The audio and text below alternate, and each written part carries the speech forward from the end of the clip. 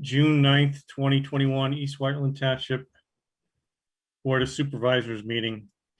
I'm Scott Lambert, and I am joined tonight by Supervisor Vice Chair Rich Orlow and Supervisor Sue Drummond, Township Manager John Nagel, and his staff. Tonight we are honored to have in place of Joe McGrory, who's on vacation, Bernadette Kearney from Joe's office. This meeting is being recorded. The residents will have an opportunity to commit or to comment at the end of each agenda item as we discuss. Please identify yourself to Donna, the administrating functions, and any non-agenda items that is not addressed under our agenda this evening will be able to be discussed, brought up by you folks underneath item number 10 at the end of the agenda.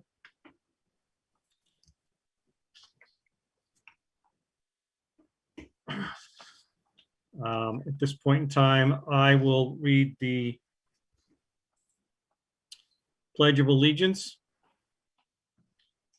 I pledge allegiance to the flag of the United States of America and to the republic for which it stands, one nation, under God, indivisible, with liberty and justice for all.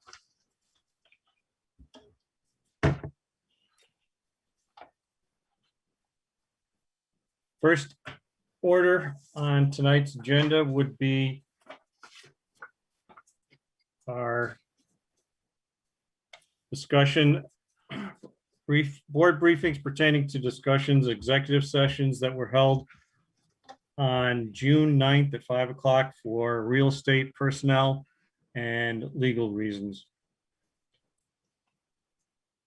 John Nagel, if you can discuss some action meeting items that are going to be placed on the agenda for Monday, June 21st at 2 o'clock.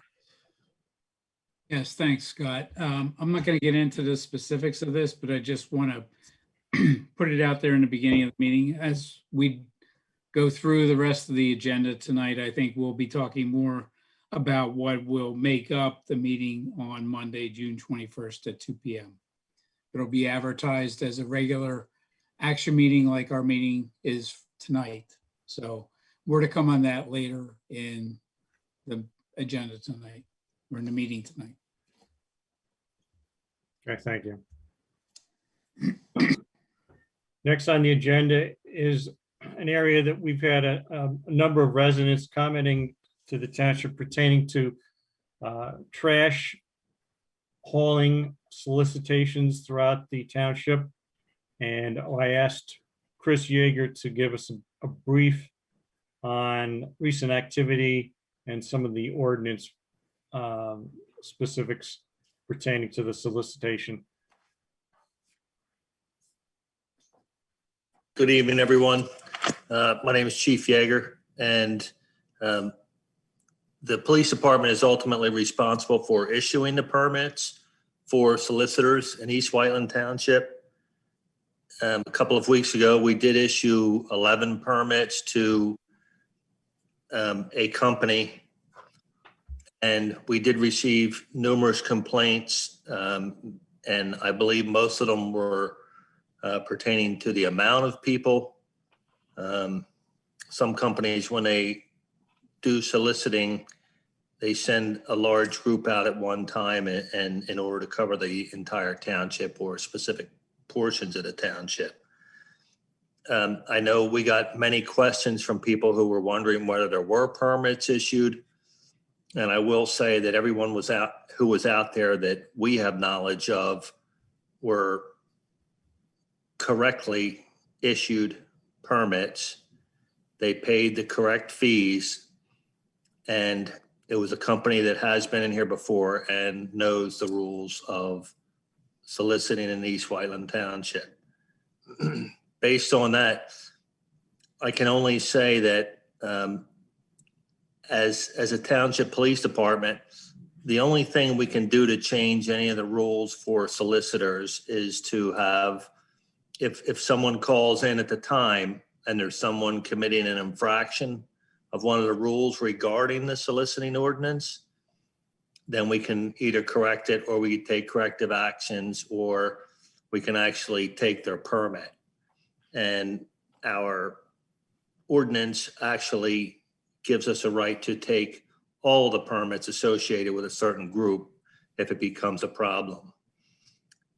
So I use the comparison to some of the residents who were complaining about the specific company who was making the complaints. And as a township, we can't judge a company. So the comparison I used was, if you have someone who comes out and cuts your lawn and you don't like the way the lawn was cut, you can't call the police and have the police do something about it. So in that regard, it's the same goes for, in this case, it was a trash hauler. We can't go out and tell a trash hauler that he's not doing a good job. So the only way we can get involved if it becomes an unhealthy situation, and at that point it would basically go through the codes department. So having all those things said, we are doing our best to make sure that everyone stays within the boundaries of the ordinance. We do our best to make sure that all the applications are filed completely. All the money is paid for the background checks, and to the best of our ability, we make sure that there are no criminals who are issued applications or issued permits after the applications. So that being said, the only way we can do anything is if there's a violation, we get called to it and we can view it, or someone can somehow show how it's recorded, or they can give us enough information to charge someone. The charge is basically a civil charge, so it's not like it goes to a criminal court. It goes to a civil court, and the township would be responsible of pushing it through as a civil issue. So based on that, that's all the information I have at this time. I don't know whether we want to accept any questions or whether we want to wait until the question portion of the meeting. Chris, I have one question that came to me, is that I have a sign that says no solicitation on my property. And yet someone's knocking on my door soliciting. What would be the best thing that those residents could do in that situation? Scott, in that instance, the sign on the property is a legal sign, and it is in the ordinance. It says if there is a sign, any solicitors cannot come onto your property. That would be a situation where if you called the police, we would get involved. There may be mistakes at times. We would have to judge where was the sign, where were the people, and what's the likelihood that there was any intention involved. So in that regard, yes, it is something you can call the police about. And if we come out, investigate it, we can do something about it. Okay, thank you. Chris, how long are these permits issued for? Do they have a time length limit on them? They do, Rich. Right now it's a year. Wow. Speak to Ms. Kearney today, and we have another version of a ordinance that we're going to be re-examining to see if we want to. In this situation, though, most of the time, this group and groups like them only come in for a brief period and leave, and you don't see them until maybe the next year anyway. Right. Okay. Yeah, it wouldn't hurt to shorten them. Yeah. But everyone also has to have identification as a solicitor, and they must be willing to show anyone who asks, if you're soliciting at their house, that they do have a permit issued from the township and that it's valid at that time. When you've gotten complaints from residents to the police department, do they typically give you, and do you ask for them to give you the name of the solicitor so you can identify them if you need to? We almost never get that. That's what I figured. Okay. So that's what I'm saying tonight is there's only certain things we can do, and of them, we need specific information. And the other big factor here is the time. It's 9 a.m. until 8 p.m. at this point. So if there's someone there outside of those hours, we really don't want people there in the dark if we don't have to have them. In the winter, we have very few solicitors, so it's, it gets dark at, 5:30, 6 o'clock, but we have very few solicitors in the winter.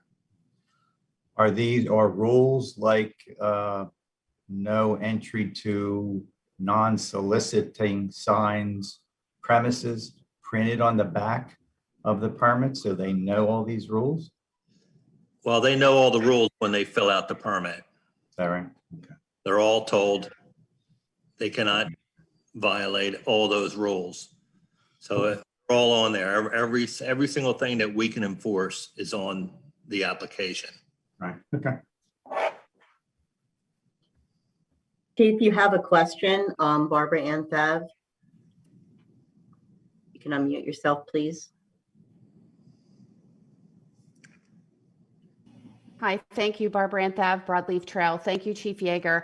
I think you might have answered my question. I was just going to ask if you could remind us what they should have on their possession if we do ask them if they're registered, or maybe even share up on the website what the, badge or whatever it is that the person ringing the doorbell should have on there with them. And the second question is, do we provide these folks with a list of streets and communities that are private, or is that too tricky to do? Thank you.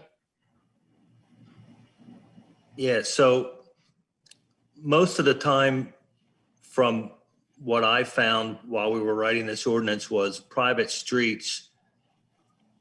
You can't necessarily just put up a sign at the end of a street and cover everyone on the street. So you would need to have, if it were a private street, you would need to have everybody on the street agree. So the only thing you can do is put up the no soliciting sign at each residence, unless you're going to have like a gated community where there's someone to make sure that no one is coming or going outside of a permit.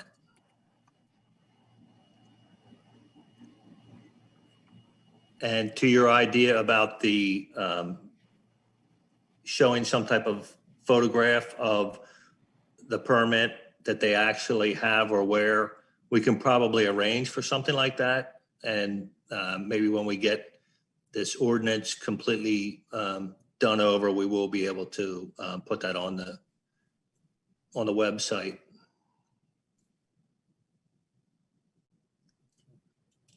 Anyone else, Donna? Okay, No. Right. Thank you.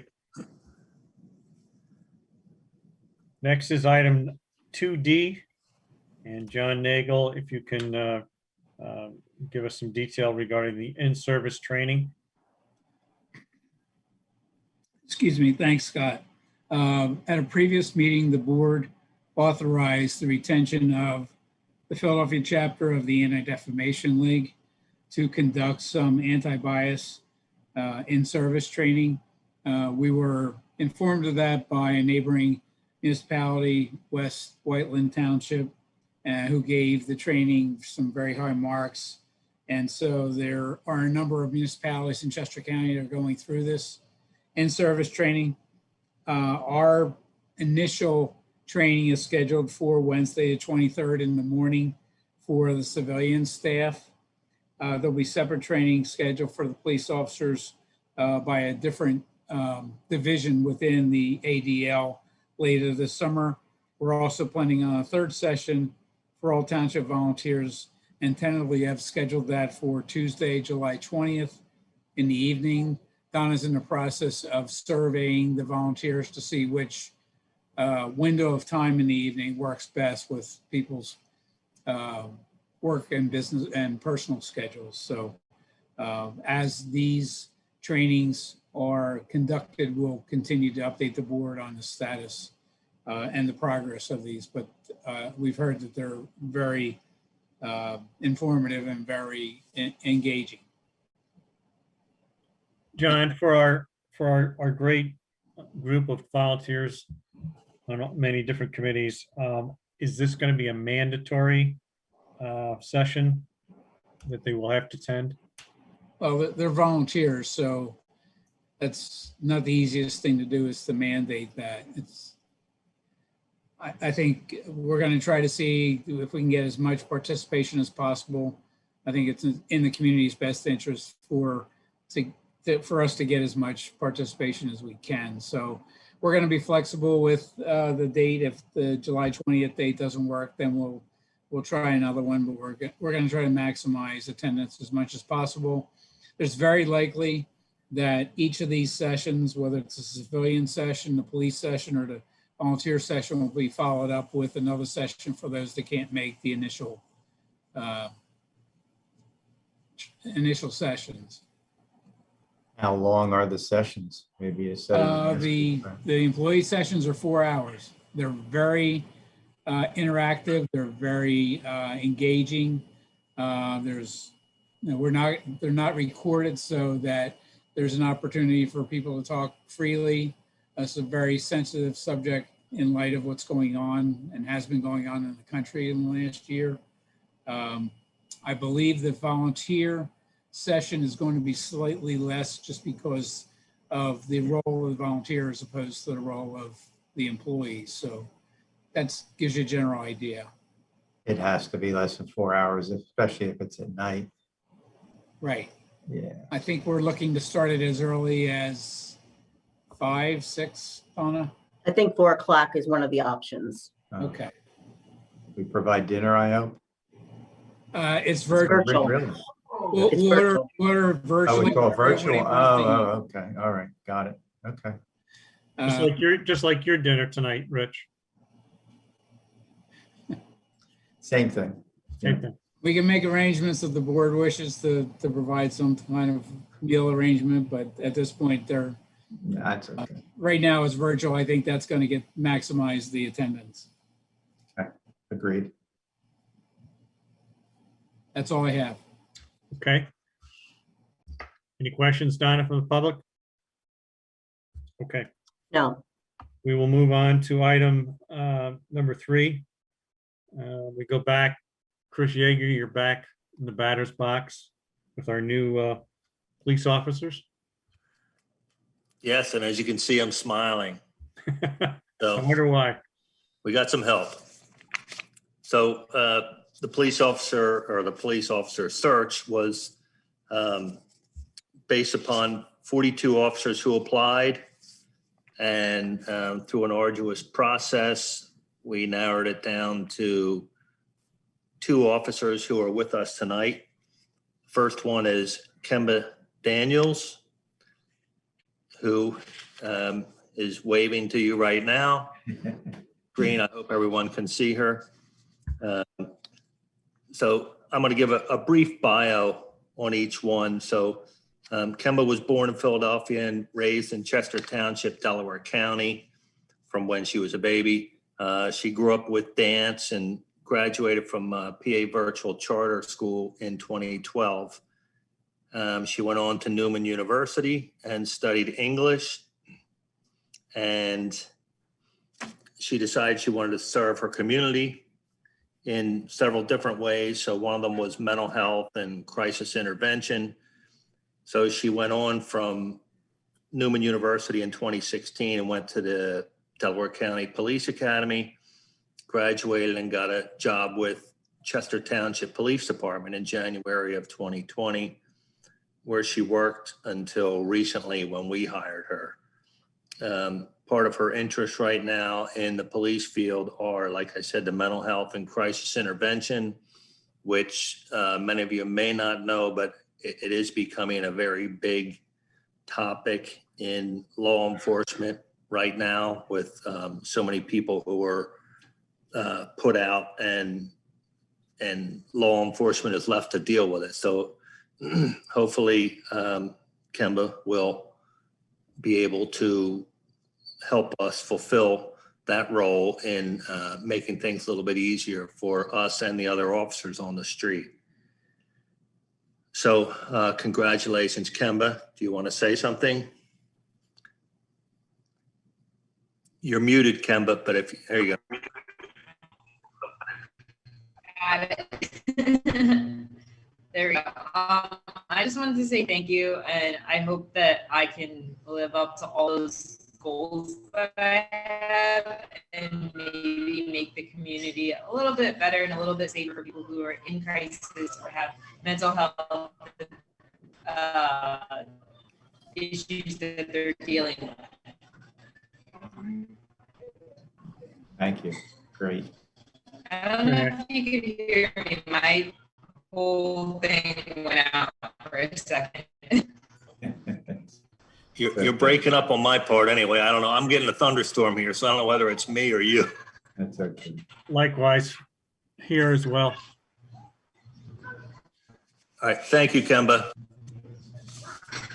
So the second officer is Officer Paige Warfel, and she is waving to you now, I believe. I was like, everybody just got to go. There's so many people on here. So Paige was she grew up in Chester Springs, Pennsylvania. She wound up going to Quinnipiac University with a bachelor's degree in criminal justice. And then she graduated from Delaware County Community College Municipal Police Academy. While in Quinnipiac, she was a Division I basketball player, appeared in several NCAA tournaments, including the Sweet 16, which is a big deal if you know basketball. She's one of the top rebounders, and she's quite athletic, and she was consistently named to the all-academic team. She graduated from Downingtown East High School, where she received the honor of the best female athlete and was named All-Area Basketball Player of the Year twice by Chester County Daily Local News. So also while there, she was obviously in athletics and volunteered at homeless shelters. And so she said she's honored to be part of the East Whiteland Township law enforcement team to serve and protect the community from which she hails. So both officers were very happy to be working with East Whiteland Township Police Department. They should be honored because we had 42 people, like I said, and we narrowed it down to 2. So it was a tough process, and they both came out number 1 and 2. So we're happy. Welcome aboard. And do you have anything you want to say, Paige? Hopefully you guys can hear me. Not going out, but Yes. Yes, we can hear you. excited and looking forward to this opportunity that was given to me. I'm very thankful for it. And I'm really excited to be working, in an area where I grew up and I'm familiar with. So I just would love to get back to the community that gave so much to me growing up. So really excited for this opportunity. Thank you. That's great.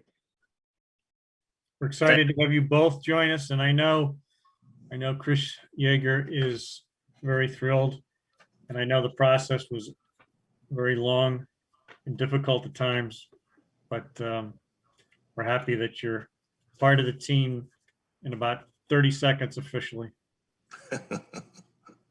Thank you. Yeah, welcome to both of you. And Chris, it looks like you've got a great department going. You really, really have done well with putting our whole police department together and getting it well trained. You should be proud.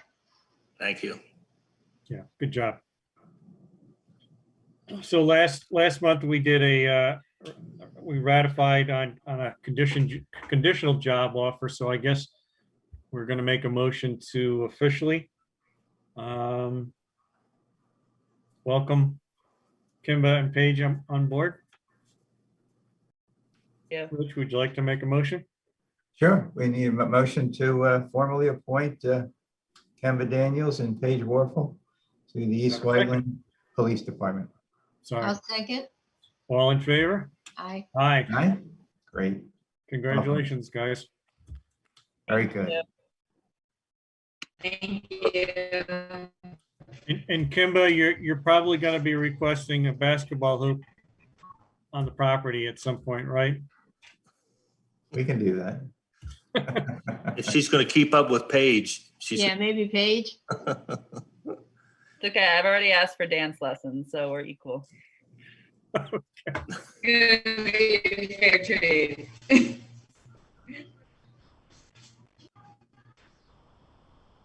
Next is Steve Brown will give us an update with our second appointment for this evening, Mark Moses. Thank you, Scott. Appointing the building code officials not nearly as exciting as welcoming 2 new police officers, but it is nonetheless an important position on the civilian side of the township operation. Mark has been with us for about a month now. And as a community that administers the building code, you need to have what's called the BCO, or the building code official. It's a position that needs to be appointed. You have to hold it, the person has to hold a certification, which Mark does. And essentially the BCO is the administrator of your codes office. That's essentially what the position is in a nutshell. So this evening, we're requesting that the board appoint Mark as our BCO. Great. There's no question that it's an important position. So glad to have Mark on board. Tremendous amount of experience. Looking forward to it.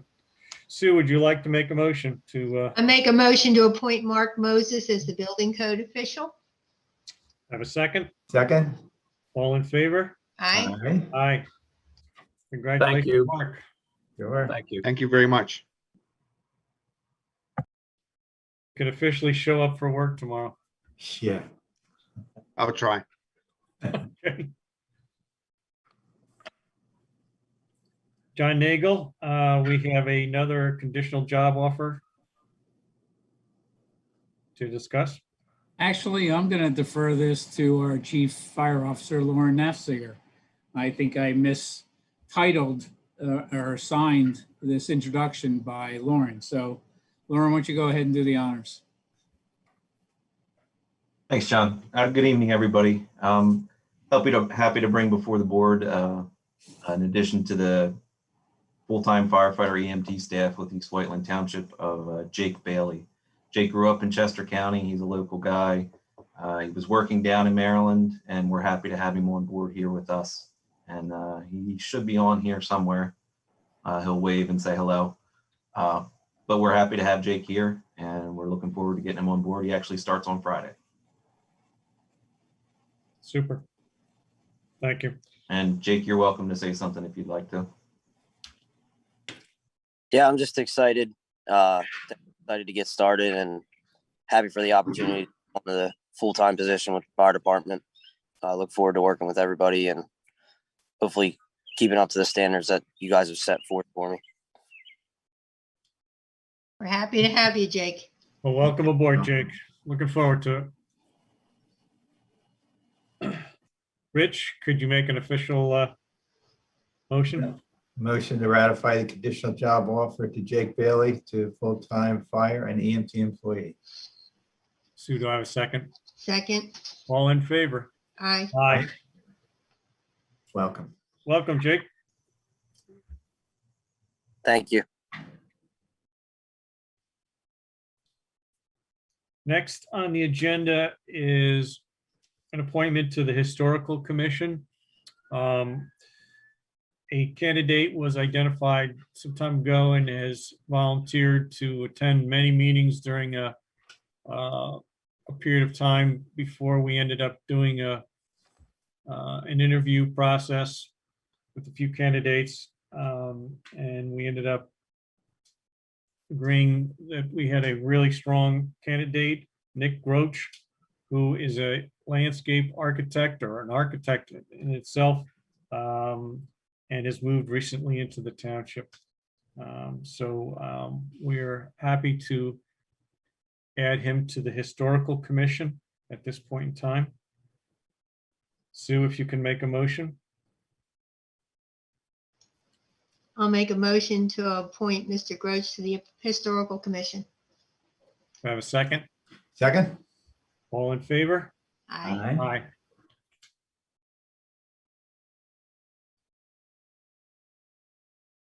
Next, we move to a financial area. Usha, if you would like to lead us into the comprehensive fiscal report for 2020. Thank you. We successfully completed our CAFR, and we met with Melly, our auditor, Chris Hall, Rich Orlo, and John, myself, and Joe Meehan. We reviewed the financial, and everything looks clean and good. Only thing is, we owe them couple things. One is our fund balance. We are in a surplus. In total, we have 3.8 million, 3.9 million actually in total, and 3.24 million related to general fund, which we are going to discuss. We have on our agenda for on the next page. But that's all I have to report on that, and we are almost done, complete, except for fund balance allocation. Okay. And Scott, if I could just interject, we've had quite a transition in our finance department over the last year. Usha started around the beginning of the year, and Joe Meehan, our deputy finance director, started around Labor Day, but became official a few months after that.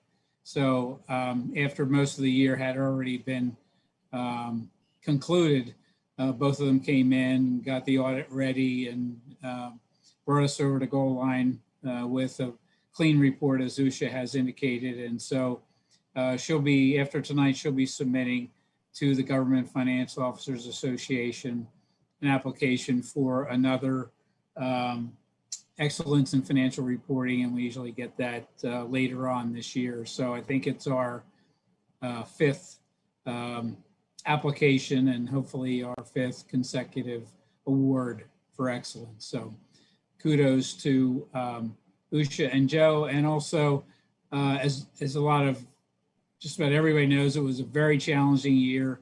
Also from a financial standpoint, we're not sure where our revenues were going to look like, but due to the fact that we're a strong county in Chester County, I think that helped us carry us very far. And so we have a strong set of financials again this year, and that has to do with the economy that's we enjoy in Chester County. Great. Congratulations, everyone, on the job you're doing. Thank you. John, despite the minor changes that Usha mentioned, would we go ahead and accept this annual financial report in the condition that it's in? Yes, you have to, well, not have to, but we've made an annual practice of assigning fund balances every year just to make sure those monies are spoken for. So the staff has recommended some assignments for, as of the end of 2020, that we'll discuss under the consent agenda. So yes, it is ready to accept the financials for 2020. Okay, great. Rich, would you like to make a motion? Sure. I'll make a motion to accept the CAFRA for December 31st, the year end, ending December 31st, 2020, and thank everybody at the township for coming through with, like John said, it's been a crazy, difficult year. The township came through very positively financially. Great. Sue, can I have a second? I'll second. All in favor? Aye. Aye. Passed. Next on the agenda is a very worthwhile cause. Steve Brown, can you give us some of the details pertaining to this? Sure, Scott, thank you. As has been discussed with the board in public meetings, probably a year or so ago, I'm not sure when we discussed it last, the Bitto family is partnering with the Where Angels Play network to bring a memorial playground to the Down East Park that serves primarily the Down East neighborhood. They have a fantastic memorial playground planned with accessible play equipment. There will be new swings, and there'll be a zip line that will be added to the park. As has been alluded to regarding finances, and everyone's well aware of, with the pandemic, the last year has slowed their fundraising efforts, and the Bitto family and Where Angels Play has approached the township and asked us if we'd be willing to fund the gap to bring this project to construction, to installation. It's a range. It depends on whether they are successful in getting concrete donated that's necessary for the project. So the range is basically from around $65,000 to $80,000 on the high end. So that is the request from the Bitto family. I've discussed it with the board, some of the board members individually, and obviously you can discuss it this evening. And if you're ready to go ahead and take that action, I know the family and Where Angels Play would be certainly grateful. You did express interest in securing parking on some neighboring sites to make the park more accessible to other residents of the township, because there's no parking in the Down East neighborhood. I've discussed that with Tim Bitto, who's on the call this evening and is available for any questions that you may have of him. He said they're very happy to support that idea. They like that idea of making the playground in the park more accessible, and are willing to help us. At this point, we haven't had the time to secure those agreements. I did reach out to People's Light, which has parking in pretty close proximity. They are one option, and I did speak to a representative from People's Light today. They obviously need to think about it and discuss it internally, and so we will be having discussions with them. So that's where it stands. So I don't know if you have questions, comments, or would like to hear Tim speak.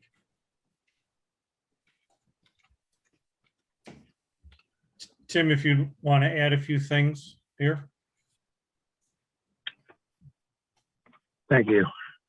I mean, I think that he's done a good job of explaining the situation for us, but you know, we're very close to finishing this project up. Our biggest concern is, as continued costs of the construction go up, there'll be continued financial issues that we have to overcome. So we're hoping that we can partner with the township to be able to get this project completed. I don't know if Steve went over any of the numbers, but we are somewhere around $178,000 is needed to get this program off the ground, outside of volunteers and donations that are already there. We personally have, as a family in the community, collected $68,000 as of right now, and Where Angels Play is able to contribute an additional $32,000 to the program on top of all of the volunteers and the donations that they were able to secure as far as labor through this. So we're hoping that the township can see the value in adding this to the community, and we thank you for any kind of contribution you guys can make. Well, I think it's a very good project. We've been hearing about it for quite a while. I personally am happy to have the township make that contribution, particularly since 2020 came in stronger than we had anticipated in the first place. So there are funds available. So I think it's great, and I think you've done a great job raising money so far. If there are things we can do in the future to expand access and even the size of the park, I think we could look into that. But certainly don't want to hold up the plans that are underway right now. So thank you very much for everything you've done. I'm in favor of it. Absolutely agree 100%. Yep. Since pre-COVID, I've been very supportive of this playground project in memory of your beautiful daughter. I feel comfortable that we are having discussions with People Light so that the parking accessibility could be expanded to other residents. And so I have no issues with supporting this project as well either. Thank you. So Sue, I think it would be a motion on your watch here.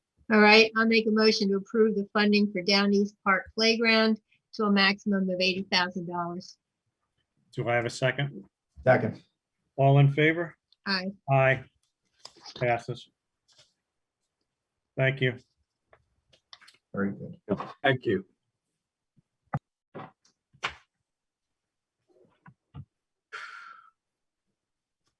Moving on to John Neal, who will give us an overview on some paving projects.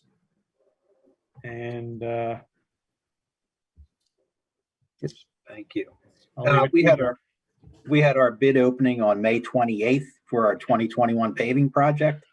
The low bidder was Innovative Construction at $452,669. It was a very competitive bid this year. The second bid was only $1,600 more. So we had a lot of interest. We had 4 or 5 bidders and everybody was very competitive.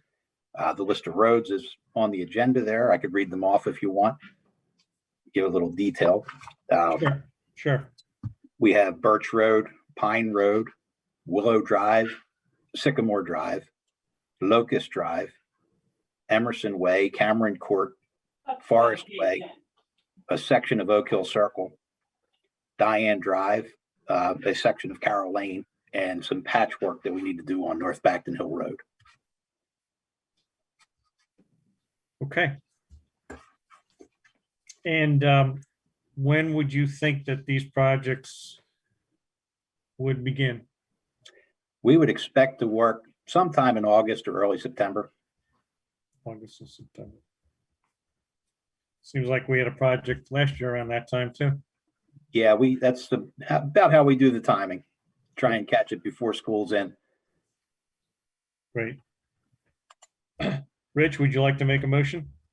Sure. I'll make the motion to approve the 2021 paving projects to Innovative Construction Services, $452,669. Sue, can I have a second? A second. All in favor? Aye. Aye. Daryl, on one thing though, I think I mentioned it last month. Before you identify next year's paving, I think you need to go through the roads again and update those ratings because some of them are pretty old. We can certainly do that, Rich. Okay. Just as background, at least John, Neil, and I have talked about your comment, Rich. And so we're going to be working with Daryl to hopefully employ some additional resources to get those evaluations up to speed for next year. So Okay. we've already started working on that. Okay, great. Next, we will move to the public hearing section and will be led by Bernadette Kearney and Zach Barner. Good evening. Before you tonight is the zoning text amendment related to the specialty hospital as a permitted use in the FC, frontage commercial, and INS institutional district. Commencing the public hearing, I'm going to mark a series of exhibits. B1 will be the ordinance considered for adoption. B2 will be the legal notice of the hearing. B3 will be the proof of publication, daily local newspaper on May 25th and June 1st, 2021. B4 is the proof of the May 11th, 2021 submission to and receipt by the Chester County Law Library of the ordinance. B5 is the proof of the May 4th, 2021 submission to the Chester County Planning Commission. B6 is the proof of the May 4th, 2021 submission to the East Whiteland Township Planning Commission. And just a little background, we had previously adopted an ordinance in reference to specialty hospital, and the applicant had indicated to us that they needed some more defined terms in the definition of specialty hospital, which we have now included, which included the number of beds, and that it is licensed as a hospital pursuant to the Commonwealth, to the laws of the Commonwealth of Pennsylvania. And Zach, if you have anything else to add. Yeah, I think you hit the high points there. We adopted some recent amendments that sort of acknowledge some of these more modern uses like urgent care and outpatient surgery centers, or medical clinics rather. And this is just a further attempt to better align our medical requirements, our medical uses with some of the state licensing requirements. So the emphasis here is just on the sort of the outpatient surgery center aspect, the diagnostic services, but limiting the overall stay up to 96 hours for care and rehabilitation, and also just to specify that this definition, specialty hospital, does not include an emergency room. So those are the kind of the operative pieces of this specific definition. And I apologize, it does not have a bed limit. I think I said that, but it does not. That was discussed, but it is not in there. That's correct.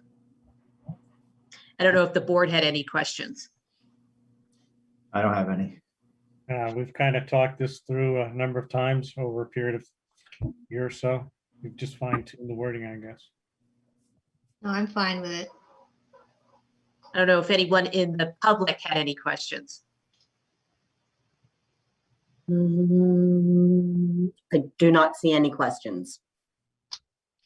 Then I would close the public hearing and we can reconvene the public meeting and consider adoption of the ordinance. Okay, thank you. Sue, can you make a motion to consider the adoption?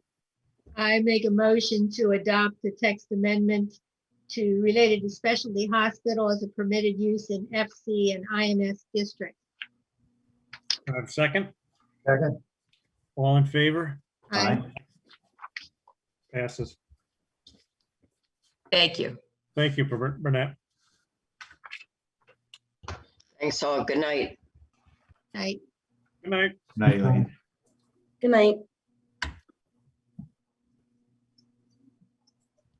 Moving on to planning and development, Zach Barner, if you can give us details on 6A, 1 and 2.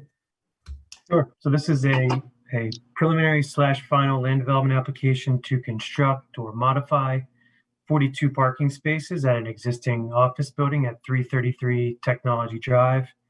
The project includes stormwater management facilities and some pedestrian improvements. Otherwise, the scope of this project is limited only to parking expansion. There's no building additions or anything to that effect. Properties, as I said, located at 333 Technology Drive. It's in the Office Business Park District of the Great Valley Corporate Center.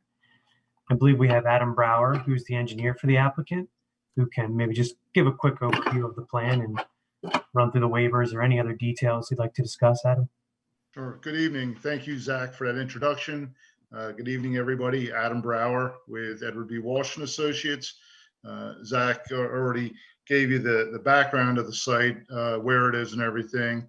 Yeah, the owner of the building has a tenant that oddly enough, or uniquely enough, I guess I would say, does not need parking every day. They do have seminars that do on occasion require additional parking. So they approached us to really try to retrofit in as many spaces as possible within reason. They, for example, really didn't want to take away from the existing areas to the north or east of the building. So we're really looking at the current parking lot and seeing what we could do with that. This plan, with it being zoomed out, the dark areas are basically showing you where the new spaces are going. It's a little more than 3,200 square feet of impervious coverage that's being added to the tract for these spaces. We're right, I think there's 169 spaces there today. The net increase, we're taking some away in the redevelopment, but the net increase is around 31. So give or take, we should hit 200 spaces when the project's completed. For the increase in impervious, we are providing a stormwater management system in the very, very bottom corner, the south east corner of the parking lot. Thank you. Yep. And given the scope of the work, and I would say the challenges with the stormwater in that area, we do have a few waivers we would respectfully ask the board to consider. I'll tell you, we did meet with the Planning Commission on a few occasions, and we also, Zach was kind enough to go out as soon as the snow melted after February, along with Chris Williams, your traffic engineer, and we evaluated the existing roads, meaning Lap and Old Moore Hall, since that's technically frontage on the property. It was agreed that the north side of Lap, which would be our frontage, was really challenging to put in a sidewalk. So we're respectfully asking that's one of our waivers. Old Moore Hall, however, we do show a future possible walking path. We did go out and surveyed that area. A little bit challenging in that there's an embankment there, so it's not your typical sidewalk, or wouldn't be a typical sidewalk along the street, but rather at the top of the bank. And again, we met, and I've also followed up with Chris Williams to discuss some of his comments with fine tuning that, again, that possible future sidewalk. So with that, I'd be happy to answer any questions you have. I would, and specifically the waivers, but beyond that, I'd respectfully ask that the board consider directing your solicitor to work on a resolution for consideration at your next meeting.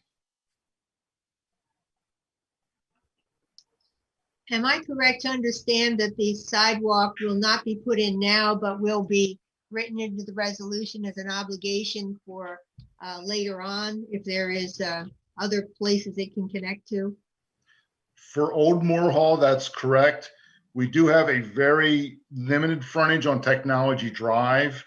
And again, the walk that I had with Zach and Chris, it was decided that we should, the applicant rather, should be obligated to put in that sidewalk.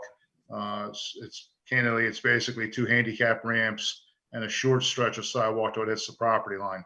But just so I didn't want to confuse it, that one would go in with the project, but you're correct. The one on Old Moore Hall would be future. Okay, thank you. You're welcome. Essentially, what we've done in the past is make a plan note and a condition of approval that they have to build it upon being provided notice by the township. And that's really just because of the number of moving parts in that corner. We want to make sure that if you build something, it actually connects to the things that are going on around it. So we'll get some additional details to make sure that it's feasible and that the grading works, but the full design and construction would likely happen later once we know where, for example, the Philly Suburban sidewalk would be if and when that project moves forward.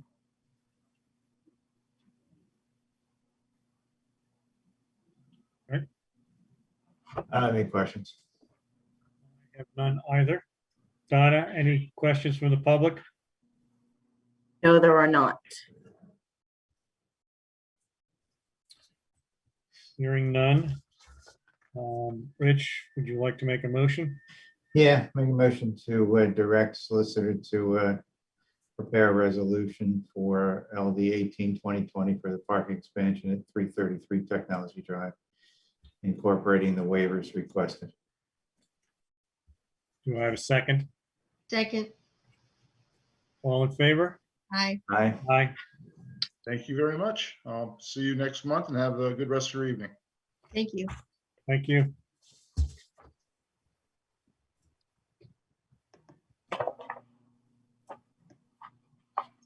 Okay, Zach, moving on to some more parking expansion. Sure. So this is a similar project. You probably noticed in your memo, I was able to cut and paste a lot this month. It's a preliminary/final land development application to construct 43 additional parking spaces, an outdoor patio with seating wall, landscaping, multi-use trail, and stormwater management improvements at an existing office building. There's no additional building involved, no additional building addition, I should say, footprint. This is all limited to site improvements. And the building is located at 40 Liberty Boulevard in the Office Business Park District within the Great Valley Corporate Center. I believe the applicant team is available here, so I'll either turn it over to Allison or Rick Stratton, the engineer, to Good provide evening. more of an overview. Thanks. Good evening, everyone. Allison Zaro on behalf of Workspace Property Trust. As Zach mentioned, we also have Rick Stratton, the civil engineer, as well as Kat Bianco and Eric McHugh from Workspace. Zach, if you would want to pull up the plan, I can just briefly run through what's proposed.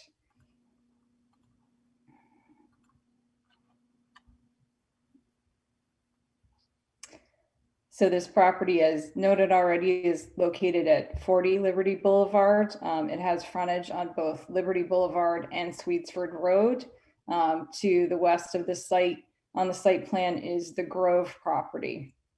As you can see, there is a small parking field that is proposed and a long trail that's proposed as part of this. So essentially the gray area on the plan is an addition of a total of 43 parking spaces. This property is currently improved with an approximately 126,000 gross floor area building, and this houses Siemens. Siemens has asked for some additional parking on the site. It is in the process of renovating portions of the building, and you will also see sort of closest to Liberty Boulevard in the center of the building, an area that looks like it has pavers. They are also proposing a small patio outside to create additional outdoor space, given things that have happened after COVID, and it will have a seating wall. And then the other main feature that you see on this site is a portion of the multimodal trail that has been planned for the township. So you will see along the entire Sweetsford Road frontage that the multimodal trail is proposed. We are not seeking any waivers for the location of that, and it does comply with the township requirements for width, verge, etc. The one thing I will note about what you're seeing on this plan is that the trail sort of dead ends into the Grove property to the west. In McMahon's review letter, they did ask us to explore how this could connect to the Grove in the future in a logical location. So in the final version of this plan that you would end up seeing, there would be a slight jog to that to sort of bring that up into the site so that the crossover of the driveway that you see on the Grove property would not occur across all of those various islands. It would occur a little farther up into the site. So we are coordinating with them on that. The other slight modification from what you're seeing here will be along the new parking field. We will be proposing a sidewalk in the area of the new parking field that would lead you down to an existing crosswalk with a stop sign that gets you to the entrance of the building. We are working with staff to clean that up as well. Finally, there are several waivers that we're requesting. They all relate to the fact that this site is a karst geology site, and so infiltration is not recommended here. Accordingly, there are a few stormwater management waivers, and if you have any questions about those, Rick Stratton could answer them. So we're happy to answer questions, and we, again, just as Adam did, respectfully request that you would approve moving forward with preparation of a resolution on this plan tonight. Thank you. Rick, could you just give a quick high-level overview? Sure. So there's 43 new parking spaces being introduced in that gray area there in the plan. There will be associated stormwater management to mitigate the added impervious area here. That stormwater management will not infiltrate. It will be a managed released system, which lets out the water very slowly. And that's because the karst geology out here isn't very conducive to infiltrating. It's a little bit dangerous to do that. So we let the water out slowly into an existing storm pipe system onto Sweetsford Road. There's associated landscaping around the new parking lot.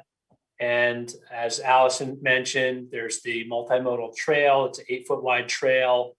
And there will be some crosswalks across the site entrance from Sweetsford Road. And we are coordinating with the Groves engineer on a good location to marry up our proposed trail with an extension of the sidewalk on their property so that there's connectivity with this trail.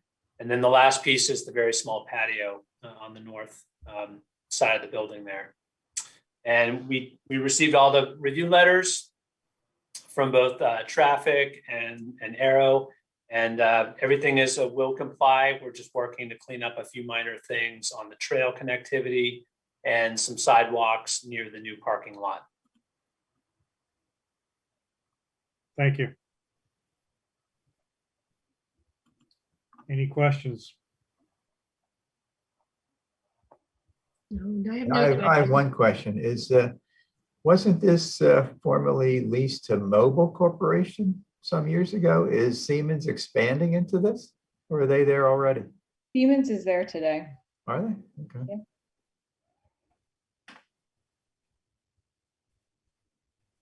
Good. Okay. Donna, any public comments?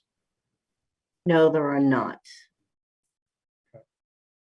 I have no further questions. Oh, wait, I'm sorry. There is one right now. Jason Dempsey, I don't know if you want to be heard or you want me to just say what you, go ahead and talk. Sorry. He also chatted, so he might as well just go ahead and say what he was going to say. Go ahead, Jason. I just unmuted. Are you able to hear me? Yes. I just want to make a statement on behalf of the owners of the Grove, DP Valley Retail LLC. We are the owners of the Grove, and we certainly support this project and the efforts by Workspace Property Trust. So we are, as a contiguous neighbor, we are in support of their effort. Okay. And I believe the applicant, both property owners are coordinating on the alignment of that trail, I think, which was mentioned. So it's really just a matter of trying to make sure that the trail on both properties meets up and doesn't create an awkward crosswalk situation. So it sounds like that conversation is ongoing, and I've discussed that with Jason briefly as well. And so I have every expectation we'll have that hopefully cleaned up in advance of the next board meeting, so that both projects and properties can have the crosswalk properly noted on the plans. Okay, thank you. Donna? No questions. Okay. I've got a storm sitting right over me, so if you lose me. So do we.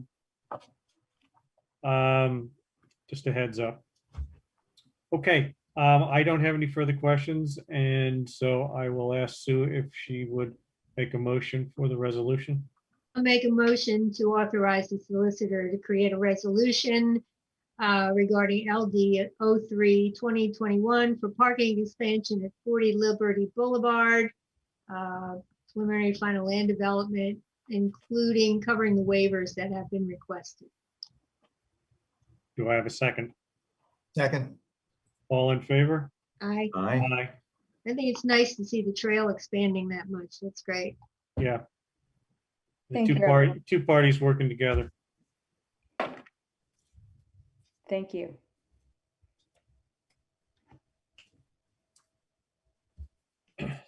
Okay, Zach, moving on regarding the security release. Sure, this is a request for final release of financial security. In this case, it's two separate bonds for phase 1 and phase 2 of the Towns at Malvern development. You may know these as the Celia or Cockerham tracks, or Towns at Malvern and Malvern Walk. The site work has been completed and inspected by Aero, and they've recommended release of that final that final piece of financial security, which was really just the contingency. They were essentially, the site work's been done for a while. They were cleaning up some of their curb ramps and accessibility just to make sure that everything is done to the satisfaction of the residents and the township engineers. So with that, they are, complete with their project and ready for release of those bonds. Okay, seems pretty straightforward. Any questions for anyone? Rich, can you make a motion? Sure, make a motion to permit the final release of the financial security for Townsend Malvern Phase 1 and 2. Do I have a second? Second. All in favor? Aye. Aye. Okay, great. Thank you. All right, moving on to C. All right, Zach, give us a little background here. Sure. So what's on the agenda here are 2 ordinance amendments. I would say the second one is likely what we'll focus on more for the purposes of this evening's discussion. The zoning map amendment, a request to rezone the Knickerbocker tract from its current R1 and OBP office business park designation to RMH residential medium high density. If you're not familiar, the subject tract is located between Mill Lane, Lap Road, Old Moore Hall Road, Liberty Drive, and Sweetsford Road. So with that, I believe the applicant and his team are here to present. I think without reintroducing things twice, we'll turn it over to Jason and Denise or whomever will be speaking on their behalf. Are you reversing the order of 1 and 2 here, Zach? I did. I say that only for the purpose of I think the substantive conversation is related to the map amendment, and we can come back maybe to the text amendment. Well, I just think people need to understand that when we're going to rezone it, we're going to rezone it to something different than what it currently exists in terms of the definition of RMH. Sure. Yeah, that's a good point. So if you'd like, I can. Let's just. I mean, if I can suggest, let's just explain what the amendment to the RMH zoning is, and then go into the big discussion. Sure. So essentially, this first piece is really a text amendment that would reduce the permissible density in the RMH district from 12 units per acre to 7 units per acre, and that's consistent sort of with the hierarchy of density within our residential districts. As we've discussed with this project, the intent would be to rezone the entire tract to RMH, but ultimately to limit the permitted number of units on the site via covenant. This text amendment would sort of be a belts and suspenders to that, to limit the overall density throughout that entire district, throughout the township. So it's really just a means of limiting future density throughout that district and specifically on this property.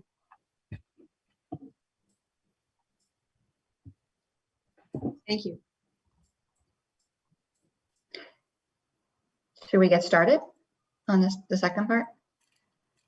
Good evening. My name is Denise Yorna. I'm here on behalf of the applicant regarding the Knickerbocker property.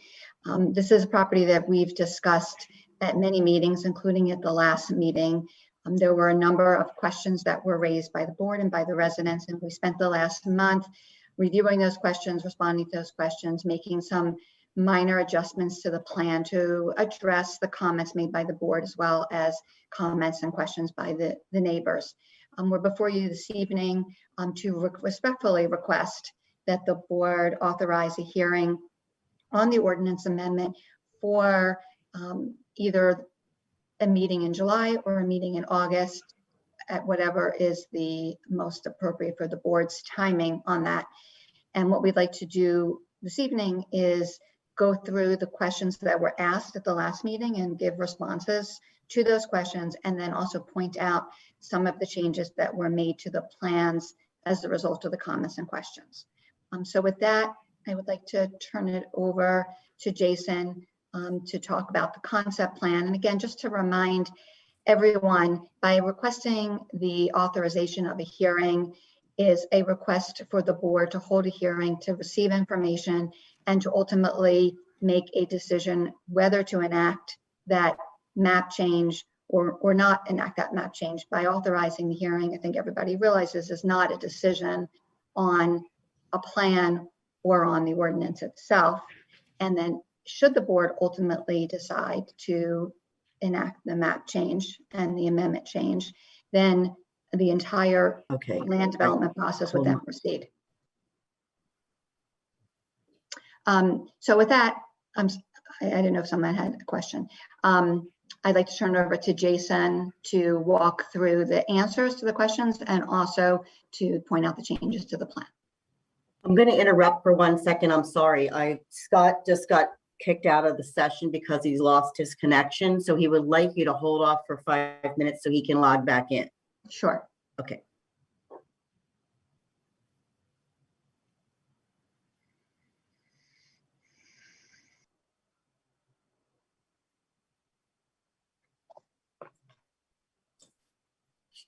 Timing is everything.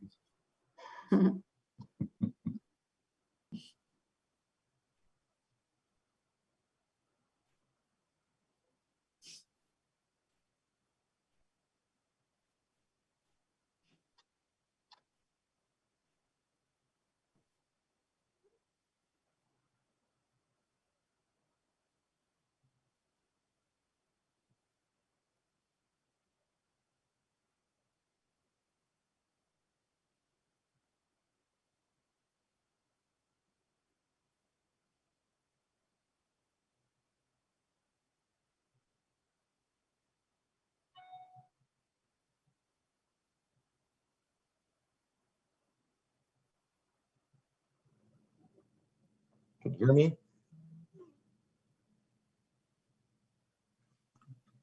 Yes, we heard that. Okay. I was going to say, Zach, perhaps Zoom could offer some hold music in instances like this, where. I've been waiting for this moment for a very long time. Would you like me to sing a little number I've been working on? We could have gone for that, but it costs too much.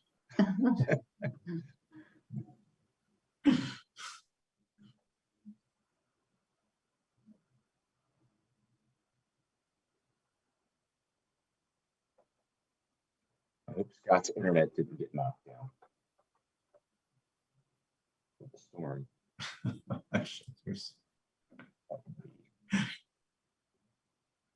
Would be my luck.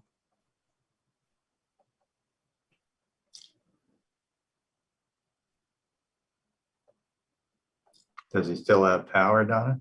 Okay, he actually does. I'm sorry, I had you on mute because I was talking with him. He actually is trying to dial in right now, so give him a minute.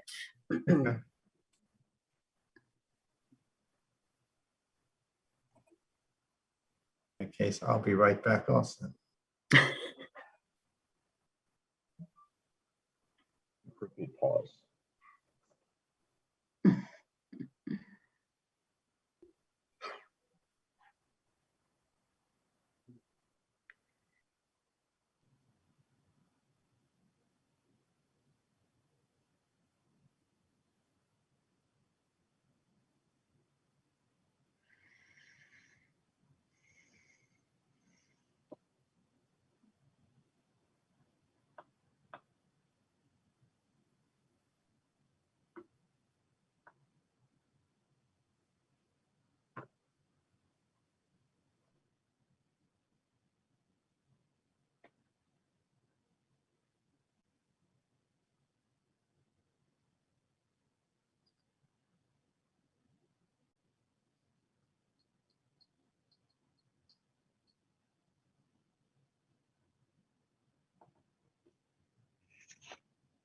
Looks like he's getting in.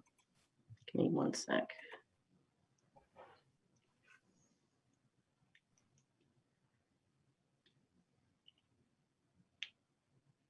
I have like 2 pages of people's faces to go through, so bear with me. Let's see. Are you on? Are you on? Oh, I see him. Okay, he's on. Yeah. You can hang up the phone. I'll keep the phone live in case I go down again. You have to hang up the phone because we're getting feedback. Please. Done. Okay, got it. We're good now.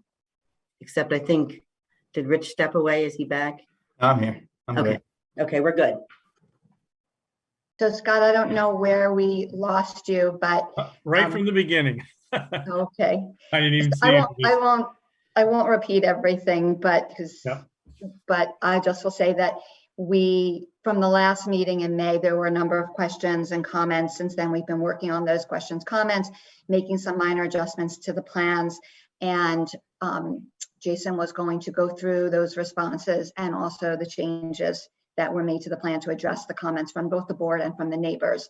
And then we were requesting, again, that the board authorize a hearing for either sometime in July or August at the board's appropriate timing. And that certainly we understand that a hearing is not an approval. By scheduling a hearing, it's not an approval, and that there's a whole land development process that will follow. So that was Right. the quick summary. Okay, quick. And if I can add one thing, and I'm adding this because of the amount of emails that I'm getting with questions and things, I just want to try to clarify and hopefully make it clear to folks that this discussion tonight is really also benefiting both, hopefully, our residents to hear more information and get more details, but it's also a benefit to the supervisors and the staff and the consultants. As we continue to go through our due diligence on this process, we had a list of questions, which you mentioned that you'll be discussing and answering. But this discussion allows our residents another period of time to hear what's going on and what changes may or may not be occurring to the project. So it gives them time to respond and react to us in a situation where they have time to think about it. So that's kind of a piece I wanted to add. I'll Great. turn it over to you. Thank you. Thank you. Thanks. So Jason, if you're ready, and you're on mute. Can you hear me? Yes. Okay. Thank you. Thank you, Denise. So what I'm going to try and focus on are two things. Number one is to discuss the changes that are in the plan that have been sent to the Board of Supervisors most recently. And the second thing I'd like to focus on is making sure that we're doing our best to make sure that the community at large understands the process by which we are trying to follow. And the fact is that we are focused on a discussion about use, and that the plan and/or plans previously that we've shared include concepts, but are rather not parts of what is the land development process, which is separate from this discussion, because the land development process actually happens after this. So what does that mean?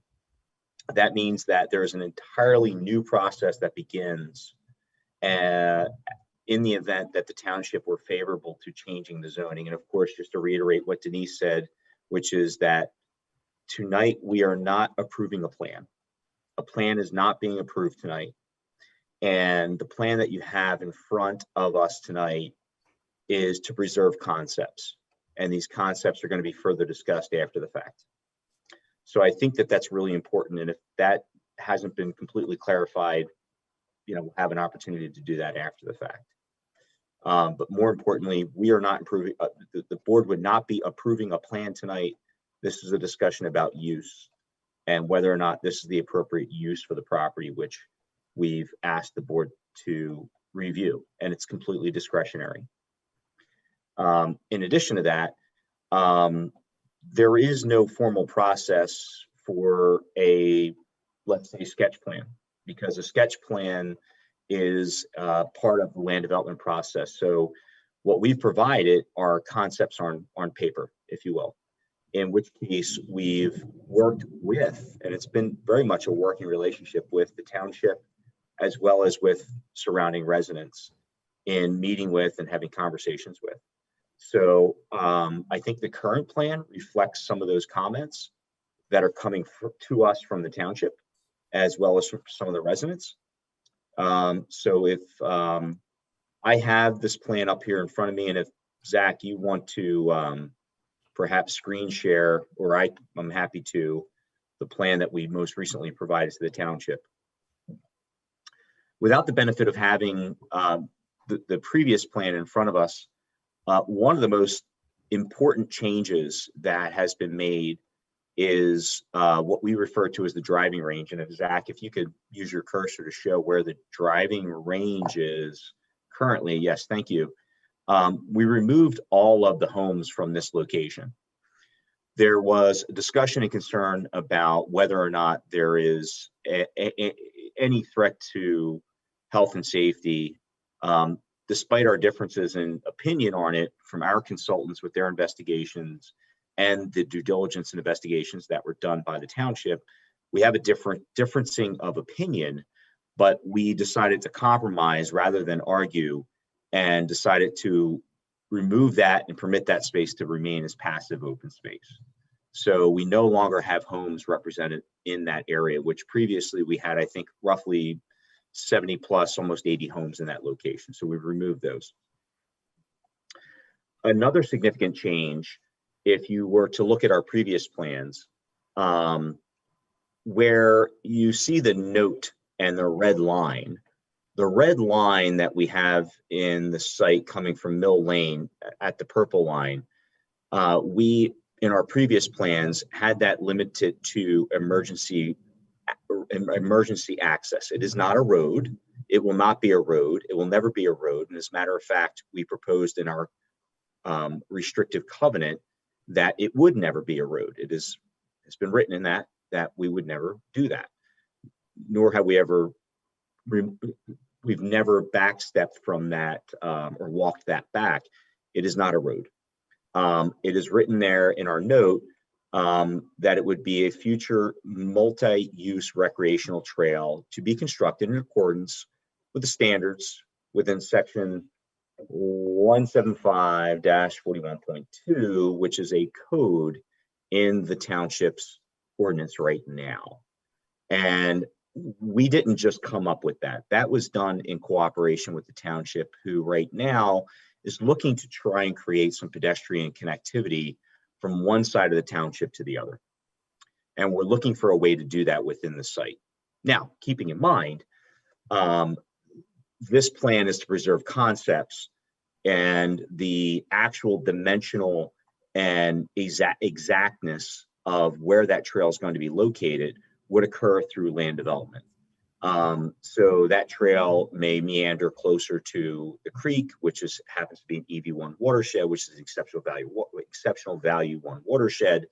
We just didn't want to represent something that was unachievable and putting it within that watershed. So what we're focused on doing is trying to find, through the course of land development, the best and most appropriate place to put that so that it does not interfere with the quiet enjoyment of the neighbors behind. I think that throughout the course of the plans that we've presented, which had previously had homes against or closer to the Oak Glen Drive area, we removed those homes because we were listening to the residents, we were listening to the comments of the township, and we've worked to condense the area of where we would put these homes. The purple line represents a piece of property that is technically owned by the township. It is township-owned public access. There is a lot of history to that with the construction of 202, the way that the parcel is situated, and there are separate parcels. There are absolutely, without doubt, rights for that parcel to have access to that piece of land for its legal right-of-way to access the property. It is not one contiguous property. They are subdivided parcels. We're not looking to debate that. We're not looking to get into that argument at this meeting. This is about use. Those items will present themselves at the land development process. But that is township-owned land. That is not our land. The purple area is owned by the township and currently maintained by the township. I don't think anybody on this call would argue differently. So we allowed for the future potential multi-recreational trail connection into our property that would connect to the other side of the township, which would be accessible by the public, as would the other passive open space. Another pretty significant change, we removed 12 of the 280 homes that, if Zach, you can understand where that is, yes, near the Gerson property. I think there are some things that we're going to look at on the plan going into the upcoming meetings, because again, this plan is going to be looked at again. Tonight's purpose is to advertise for the potential for the change in zoning, and we would ask that that would be done, and that would allow us all the time to take another look at some of these details. But the critical dimensional details are going to be looked at even further during the land development process, which is arduous and is going to take some time, but we can't do that without the zoning being in place. So that's another significant change to the plan. One thing I do want to recognize, and it may be somewhat confusing, and we'll take some ownership of this, but if you look at the note on the plan where the access out to Liberty Boulevard and Sweetsford Road, where it crosses over the creek, we did allow, I mean, it is highlighted, but it's not bright, it's not colorful, it may not be clear and somewhat confusing, but we did leave a note there where we're talking about a one-way improved emergency access roadway. With the culvert bridge, which many people on this call may not have had the advantage of you looking at and experiencing, but it would be placed with a bridge that could accommodate one-way traffic. The idea there being there's an opportunity there to exit the property in a one-way fashion. The benefit of that, and McMahon Associates, as well as our traffic engineer TPD, has said, if you were to go out the current access, there is a full access turning lane, which means that you can make a left-hand turn into the property crossing over Liberty Boulevard. And you can also make a left-hand coming out of the property and cross over Liberty Boulevard, which is less than ideal in current traffic patterns. So if that one-way access were to be developed, which I think with this property we have an opportunity to do, you would eliminate the full access and you would create a right-hand only turning lane for traditional traffic to exit the property.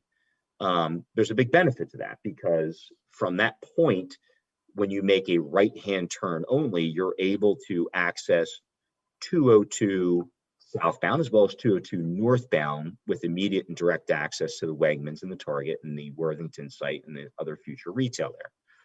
So it would actually correct a current functionally obsolete traffic pattern that exists today.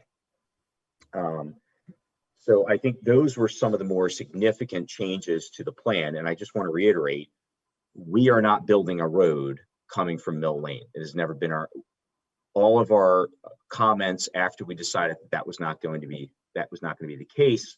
That still is consistent. We haven't changed our attitude on it. We haven't changed our messaging on it.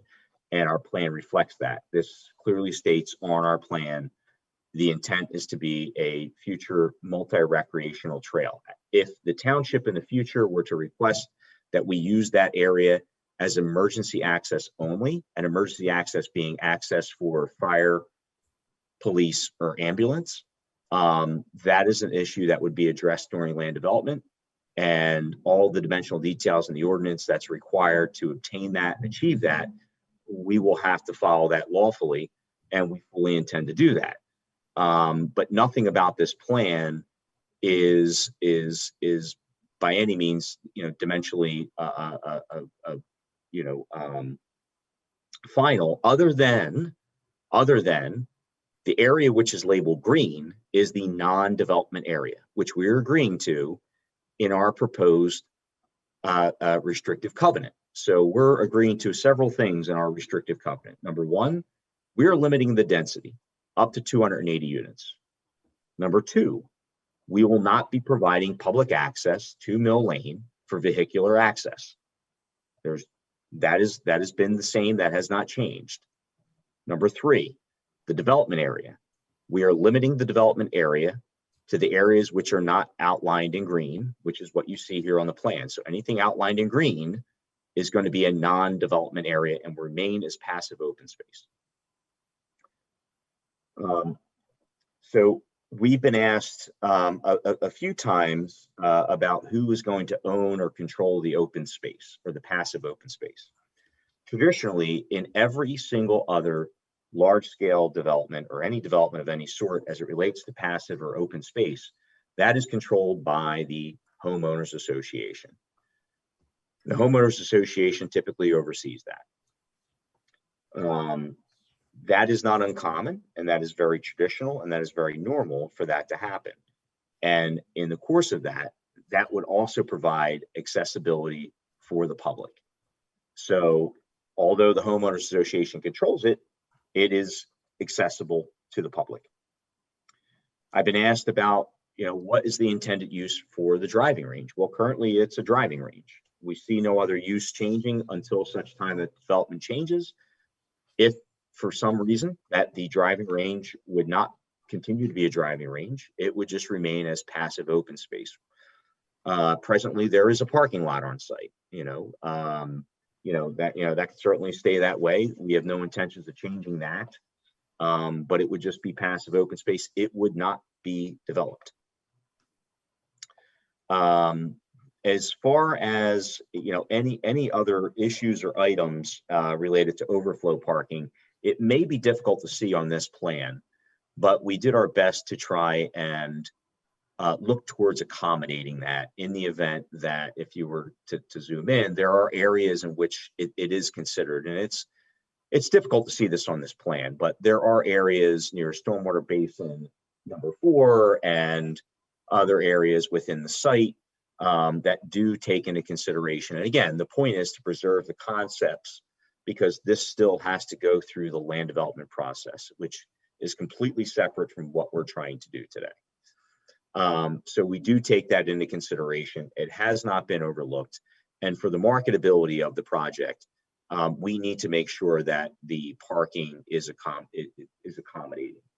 In addition to that, the homes are going to have, garages and driveway space, which can accommodate a part to actually park in the garage and in the driveway. So they're not hanging out in the street. Those things are contemplated. There are ordinances within the township for parking that have taken this into consideration and have been adjusted as time has gone on. And we're aware of it, and we are focused on it, and we continue to have those conversations with the township. If there's anything I've overlooked and the board may or may not have any questions at this point, I welcome those questions and hope to do my best to try and answer them. So with that, I'll step back. Jason, this is Scott. Can you comment about the 40-foot setback on the northern part of the track? Yeah. Well, thanks for asking that. I think there are areas where it's going to be appropriate to be perhaps more than 40 foot. We're evaluating that right now and working with some of the residents that are contiguous to the site. So and again, with this plan being more of preservation of concept, as we lead into the next meeting, I think we're going to have some data that we can add to this plan to preserve view shed, so that we preserve the most of the deciduous vegetation that we have there. We've had several meetings with some of those neighbors who are most impacted, and we've walked the sites, and we have a little bit more work to do to best address that. And I think there are some areas such as around stormwater number 3, where we removed 12 home sites. We're looking at opportunities right now, and even after my partner and I and the neighbors and Scott, and with your help arranging some of those meetings to cooperate with the residents, to listen to those issues, understand those issues better, and have more of a cooperative relationship with those residents that might be most impacted. So we see some opportunities there where it may exceed that setback, and we're evaluating that right now. Okay, thank you. You're welcome.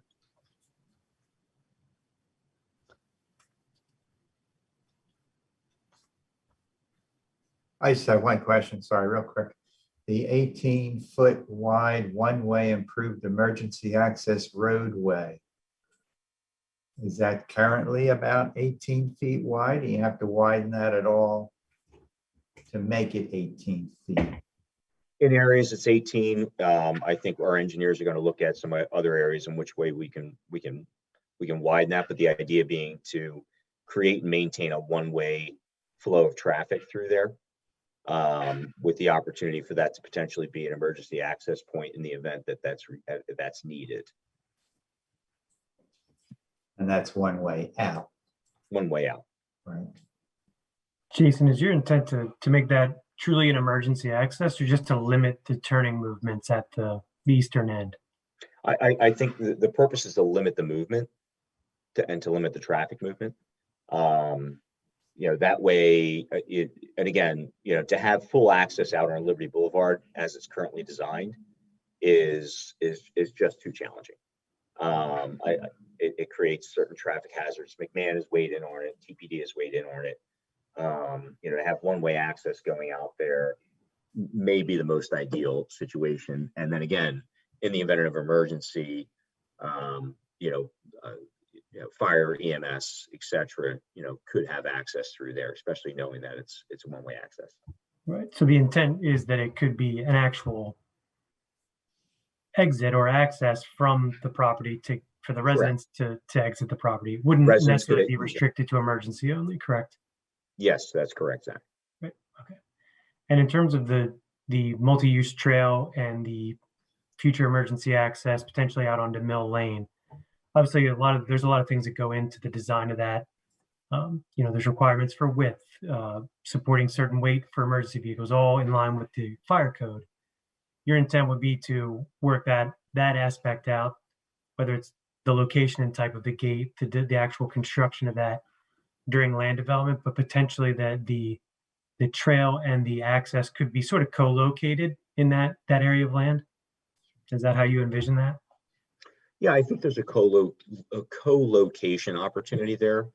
And those are the level of details that we'll be able to work with the Planning Commission and the engineers to detail that. Because as you know, for us to submit a land development application, there's going to be over 100 sheets of detail.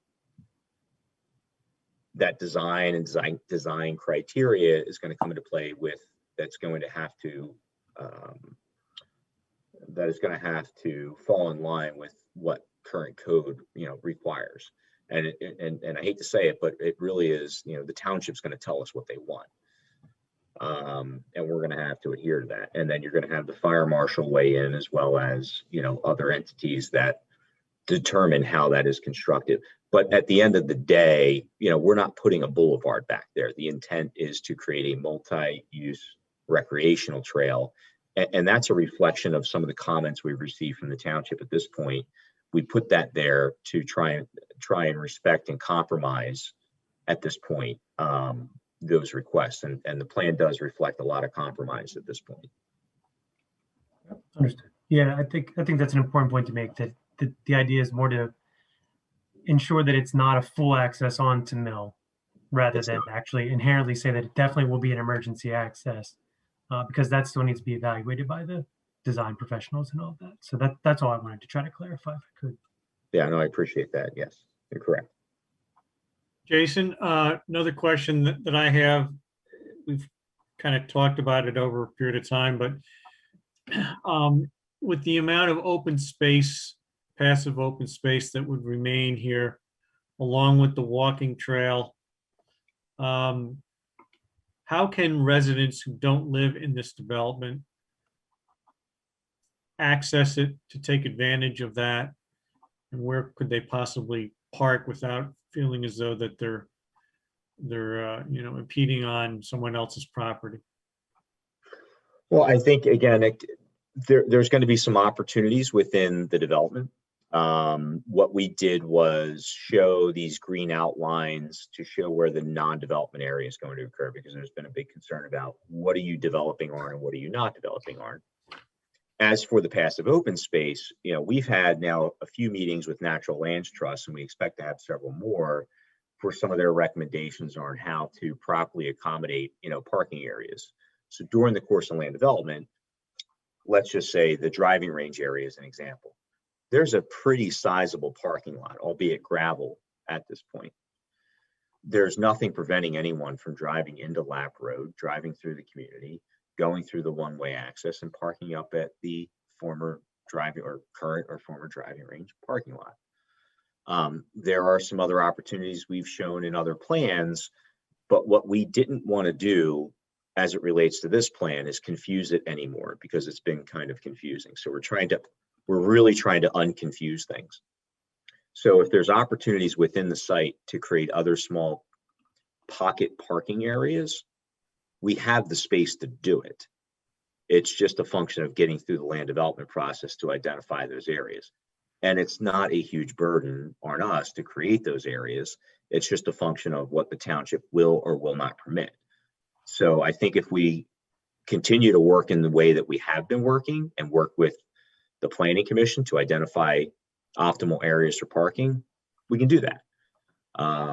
And we've shown those areas in the past. It's just with this particular plan, we wanted to unconfuse a lot of those issues. So I think that that's going to come up in the land development process. And we have the space to do it. It's just where do we want to do it? Right. The only place to put public parking to access this is, you're right, up at the driving range.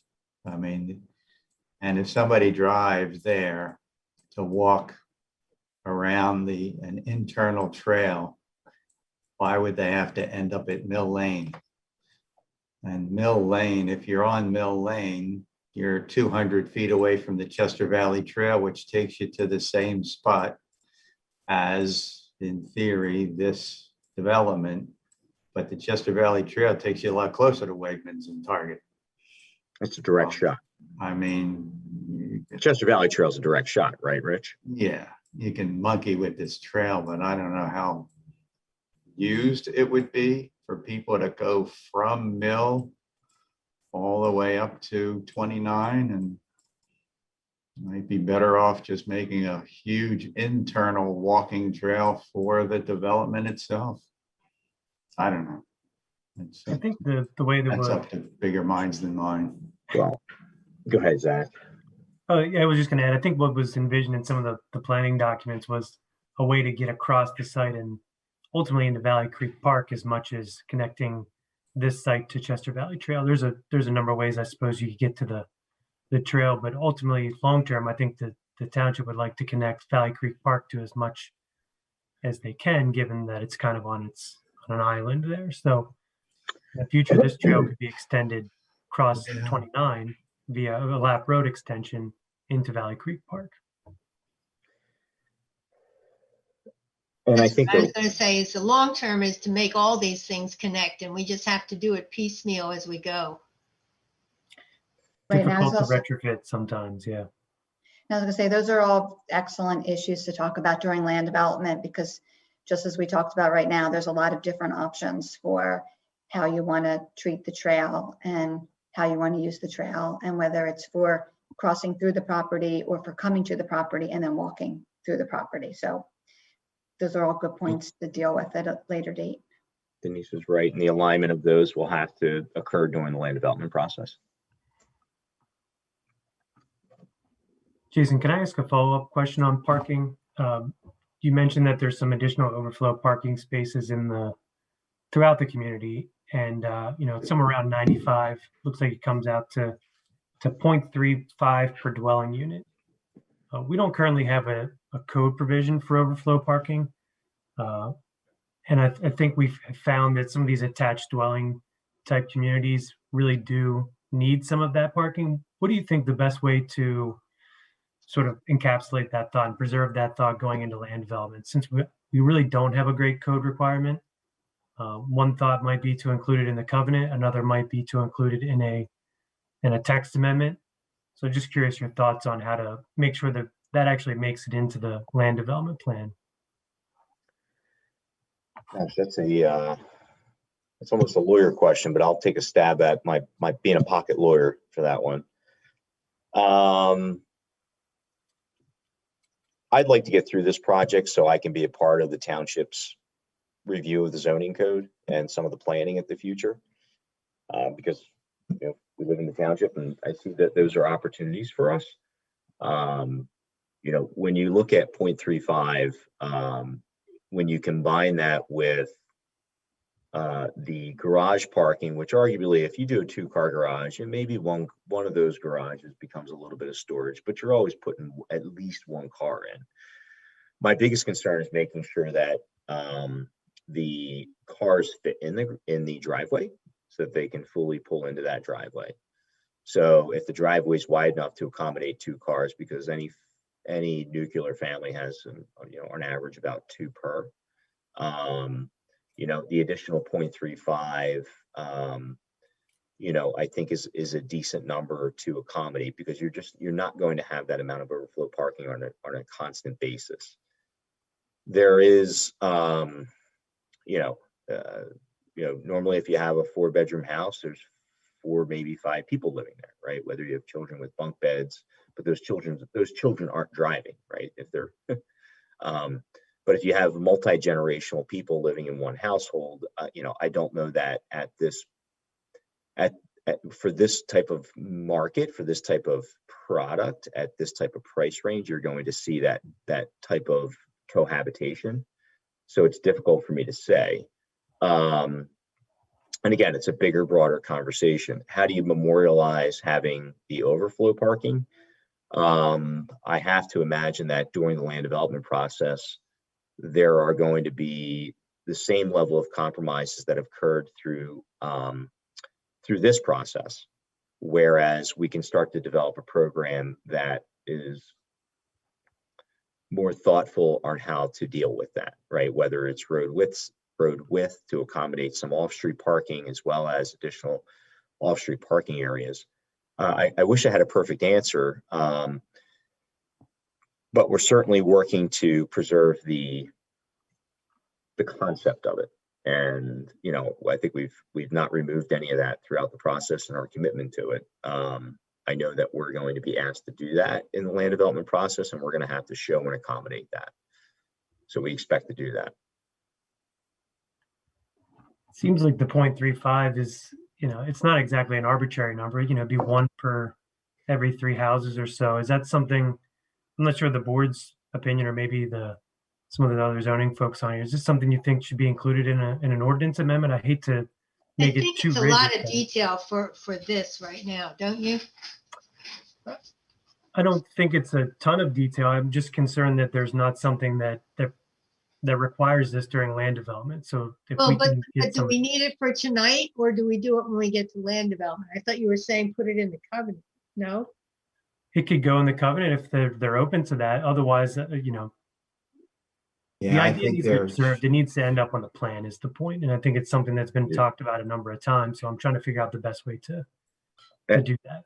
yeah, I was thinking of that issue too, how to commit it. And yeah, we'd have to consult with council to see whether the covenant would handle it. Because right now, the overall parking ratio for 268 units I calculated was, I think, 4.4 per unit, which is pretty good. That's counting that's pretty good. The question is, you know, committing it and documenting it. Could it be possible, and you know, we're here, I'm going to go back, and Denise, you're probably still listening in, you know, we're here tonight to ask the board to approve authorizing the advertisement for the rezoning. We recognize that over the course of time between now and the next meeting, or even perhaps the following meeting, that we do have some work and some detail to deal with. And out of respect to the time of everybody on the call and respect to the board, as it relates to that item, if we could perhaps table that and move forward with that being an item that we will resolve with staff to find a resolution, because at the end of the day, we're not approving this plan. Just going back to that, this plan is not being approved tonight. And the board will have an opportunity to vote whether or not to approve the rezoning. And we have an opportunity to make sure that the board is comfortable with how we would proceed as if that rezoning were to occur. And we So, can, and I think as was stated, we can work with the township solicitor, Bernadette and Joe, on what's the most appropriate way to do that. And we understand what your issue is. Yeah, and that's fine. And one other, and in the same concept type area I have is, looks like I counted them, if I'm right, 66 twins and the rest townhouses, most 4 in a row, some 3. I wouldn't want this to turn into a Philadelphia row home development that I grew up in, just to get the number of units and eliminate all those twins. So somehow to commit a ratio on that issue too. That's the other thing that's in my mind. They're good with, and these would be 3 bedroom, 2 baths. we're gonna finalize some design here, Rich. These were, these are very large, very generous units. Yeah, they are. They're wide. They're definitely very wide. And very deep. That's 72 and 70 foot deep. But again, we're not going to make it through land development with the township if we're not working with the township. We're not. And again, I think that's another issue that we can work through with staff and with the solicitor. But going back to getting us all to, I think what we're looking to do is get ourselves into a point where we can start having some more material conversations about that level of dimensional detail. We're showing an area of development. I see a lot of opportunities for improvement, as I'm sure the township staff and respective consultants do, to create a better or more attractive plan. What I'm trying to do is address major issues with this concept. And again, they are concepts to preserve. That's the intent of this plan. There's not going to be a road going from Mill Lane. We are designated a development area, and we are limiting the number of units that we can develop in that area. There are ordinances that govern most and some of, if not all of the concerns, other than the one that Zach just mentioned, which between now and the time of land development, and will help with the township to make some suggestions on how to deal with that. It doesn't preclude the township from requiring some level of ratio for additional parking. So by us making this step forward, we certainly open ourselves up to some of that land development risk. But I think it's in the best interest of the township and a mutual benefit. A mutual benefit is to make the recommendation to advertise for the rezoning, to reconvene at another meeting with a revised plan to reflect some of these comments, and allow us to proceed to the land development process, whereas we can provide the level of dimensional detail that we've been discussing. So with that, I'm going to take a step back and not talk too much. And if anyone else has any other comments, that's. What's the gray area around the former landfill? So if you look, we've created a buffer for what's considered the leachate collection line for the closed landfill. So it is an area that the DEP would require as a buffer of their own. Okay. Yeah. What is that? I know I've been Currently- seeing that word for months now and I haven't asked. What is leachate? What's leachate? Jonathan, are you on the phone? I am on the phone. It's your turn. Yeah. So, I mean, quite honestly, for this site, leachate is close to groundwater, but for I'll call it a different former landfill, leachate is really essentially what is liquid, what drains into the water table from a landfill. So, which often is managed through discharged through to a sewage treatment plant, wastewater treatment plant. So there is still leachate collection that goes on at this, at the former landfill, and ultimately is discharged to the wastewater, the Valley Forge treatment plant pipe there. But the quality of the leachate at this point really has no contaminants in it, but it is still being managed and treated that way. So it's liquid. It's liquid, yes. Okay, all right. Okay. It's not drinking water, but it's liquid. In theory, here it could be consumed, but it is not drinking water. Okay, all right, got it.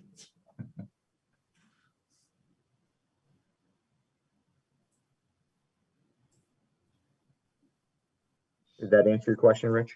Yeah. Okay. That's all I know. Sue, do you have any other questions? No, I don't. Okay. Zach, any other thoughts?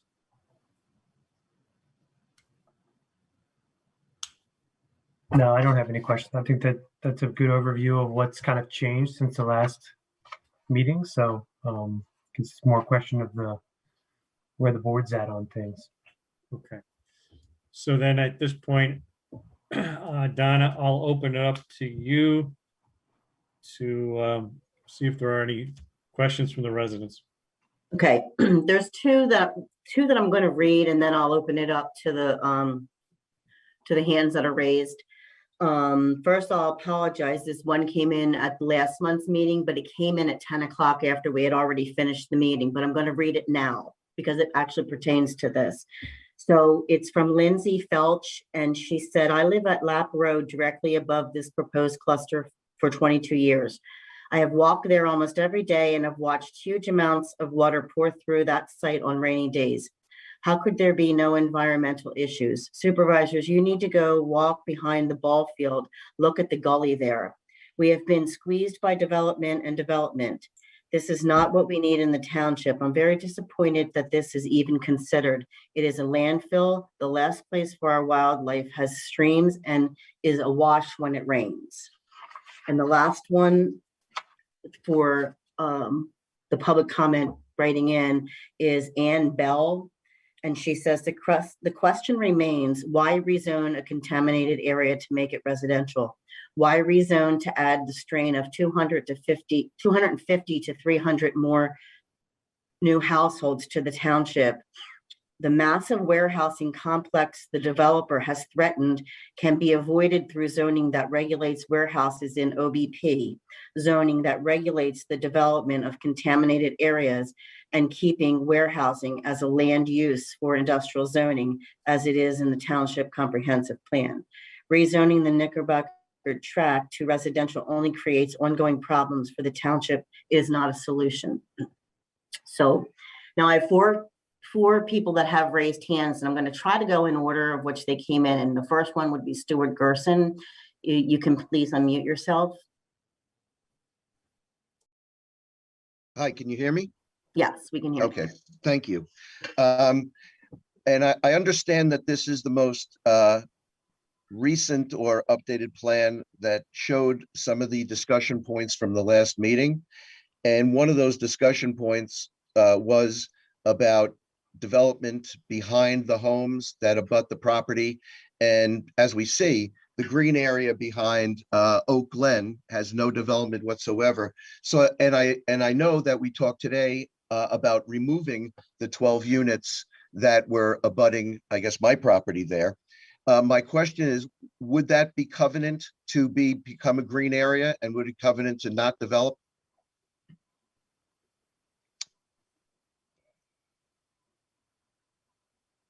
Our covenants reflect everything that's represented on the concept plan as an exhibit. So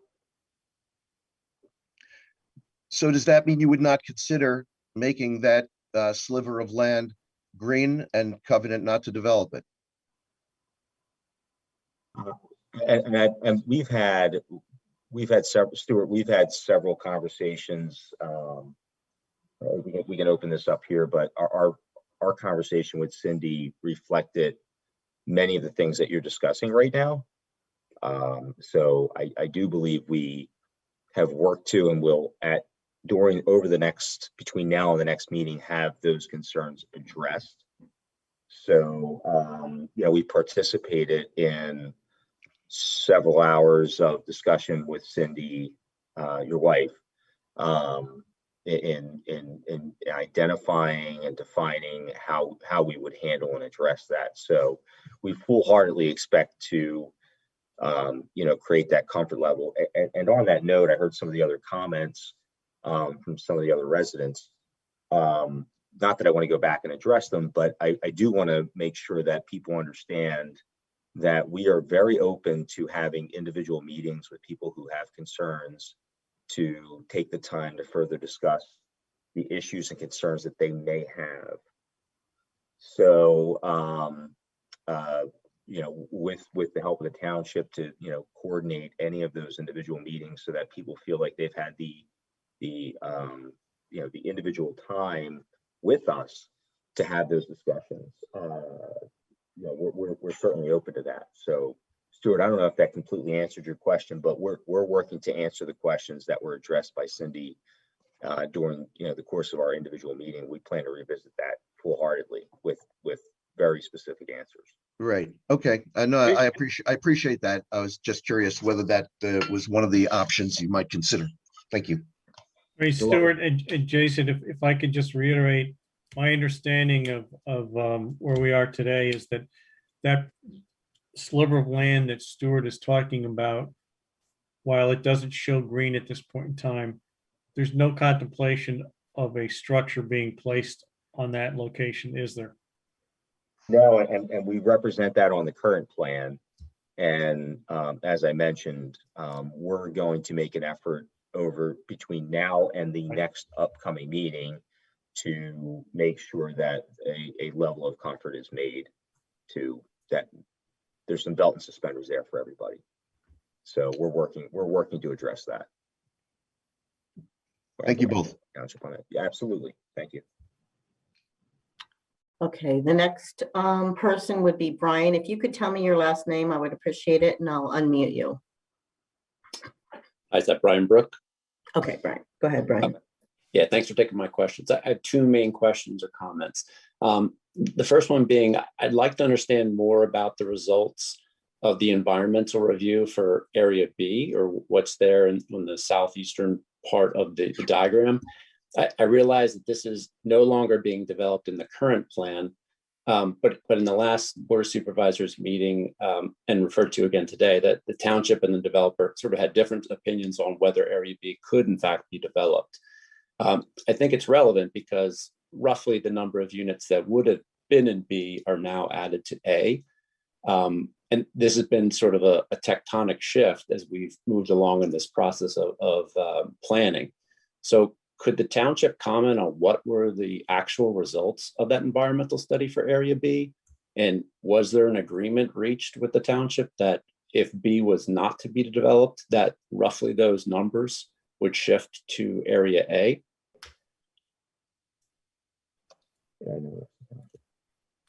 We don't have our environmental guy here tonight, but the bottom line, my recollection and understanding of the environmental review of the phase one prepared by the applicant was that in order to consider residential development on the driving range, I guess that's area, is that Area B?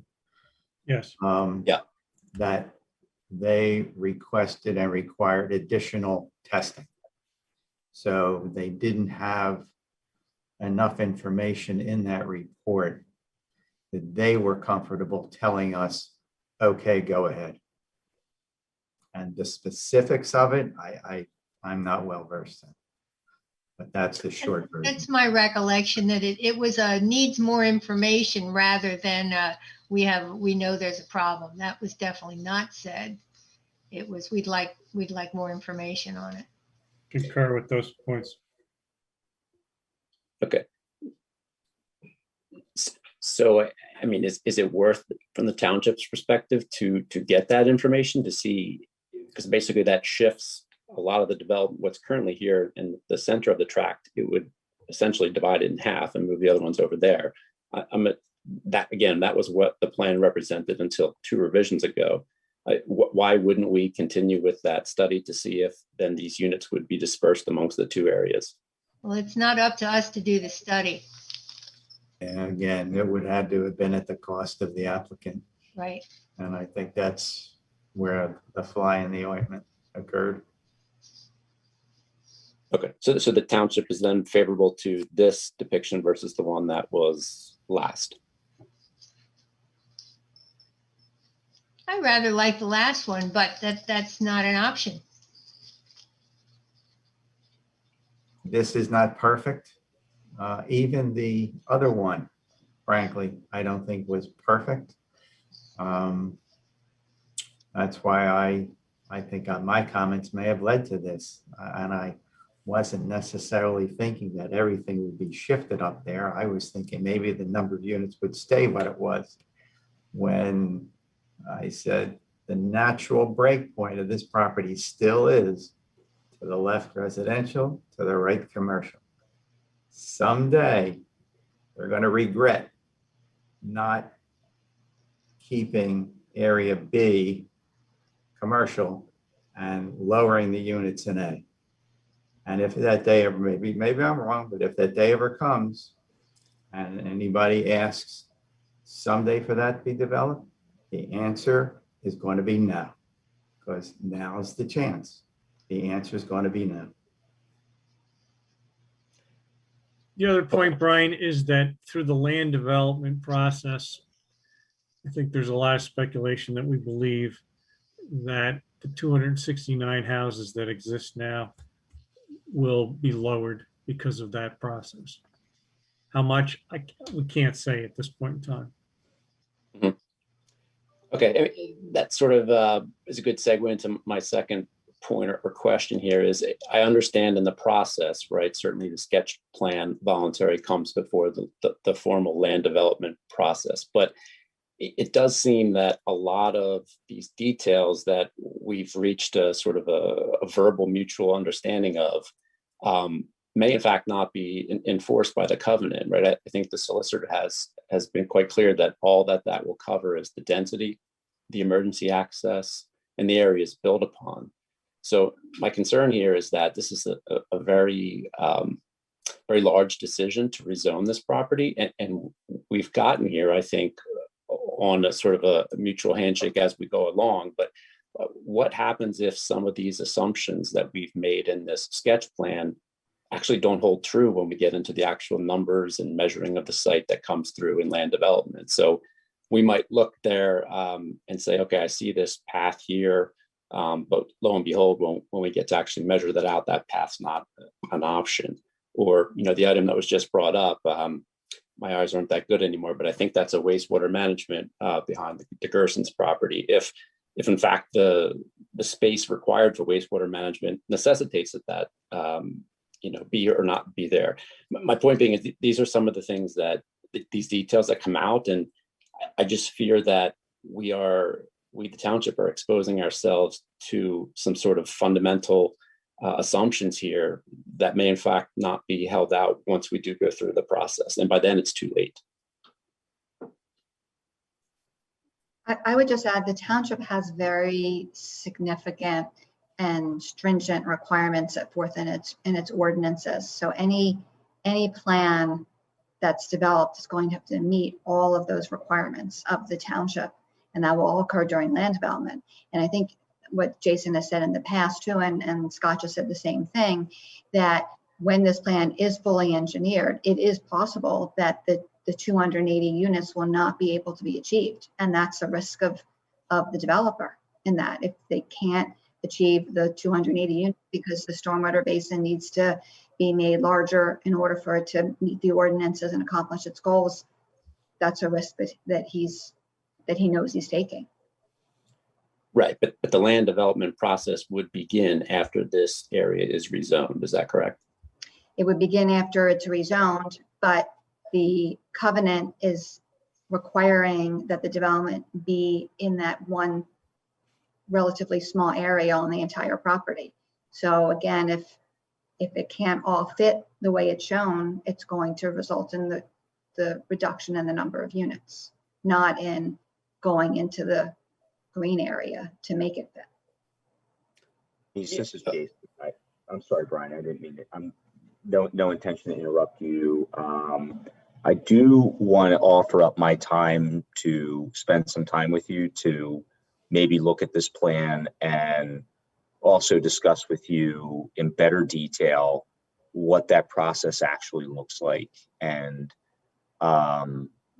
address some of those fears and concerns you have, because I do get it. I don't want to get into my own personal experience and how adverse land development has affected me personally, and we could do that at a later time.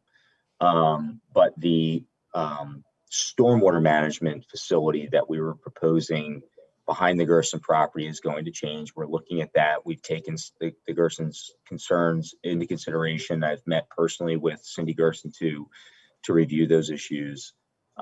We've proposed some potential resolutions to that, of which we're going to further detail prior to the upcoming, prior to any meeting after tonight.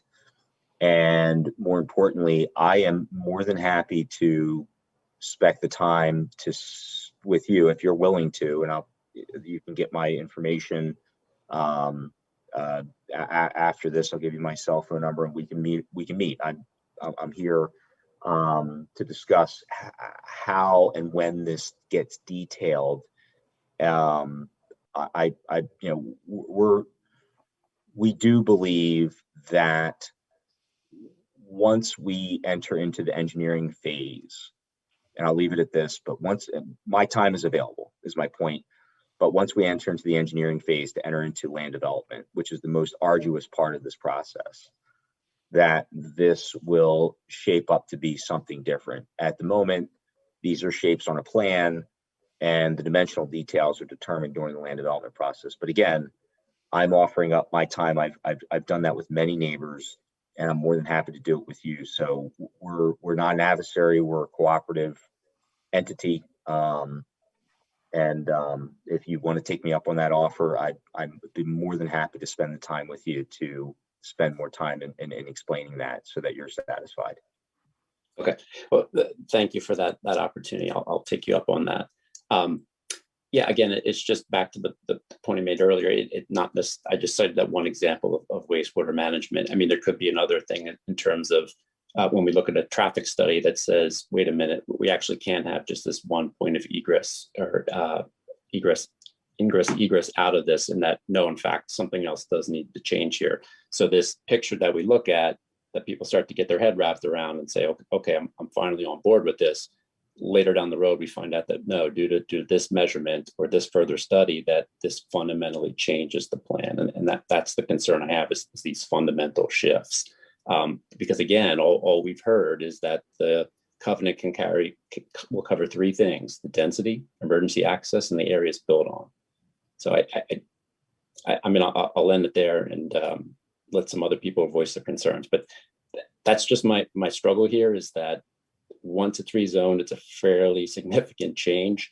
And while I get that some of these details get worked out later, a lot of the decision to rezone is based upon these details. So that's the catch-22 we're in. Thank you. Thank you, Brian. Okay, Eric McHugh, I'm going to ask you to unmute. Hello, good evening. I just wanted to reciprocate the neighborly spirit and state that as an owner of adjacent parcels and others within this district, Workspace wholeheartedly supports this zoning map change and the eventual development here. Having residents located within walking or biking distance via the trail or otherwise from the office park would be a tremendous benefit to the employees, employers, and essentially everyone in the office park. And I'll keep it brief and sign off. Okay. All right, Ken Collins, you're up next. Yes, good evening. I'm a long-term resident of East Whiteland Township. I live at 12 Oakland Drive. And my biggest concern is the impact of the development on our school system. And I'd like to know what the board anticipates to be the severity of that. And are we looking at additional schools to be built, as these developments come online?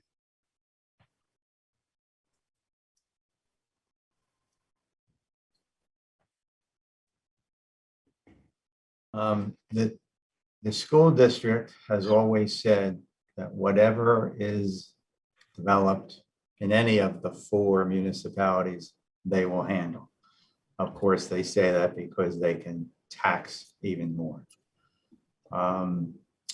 Right now, the school district, every year, the school district completes an enrollment projection. And they do it good 5 years out, maybe more. They go to 10. They've got They go 10 10. year. Yeah. And they have this development they're aware of this. They do. Years ago, God, it's got to be 25 years ago, I served on the elementary school redistricting, realignment committee when they shifted around Sugartown, Charlestown, KDM, and the other one. And the process they go through, the calculations, it's pretty thorough, and it's pretty good. Most recently, you may have heard that they have concluded that there is not capacity for the future at the middle school. As a result of that, they are planning to build, realign, is it 5th and 6th grade?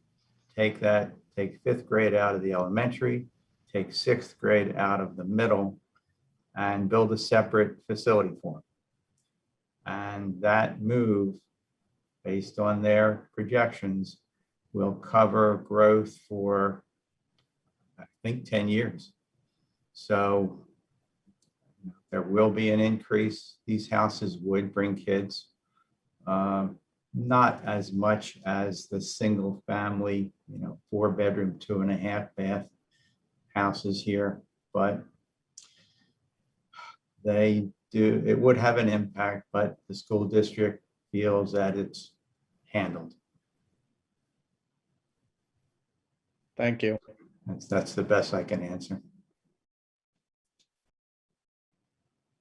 Okay, Steve Preble, can you unmute yourself, please?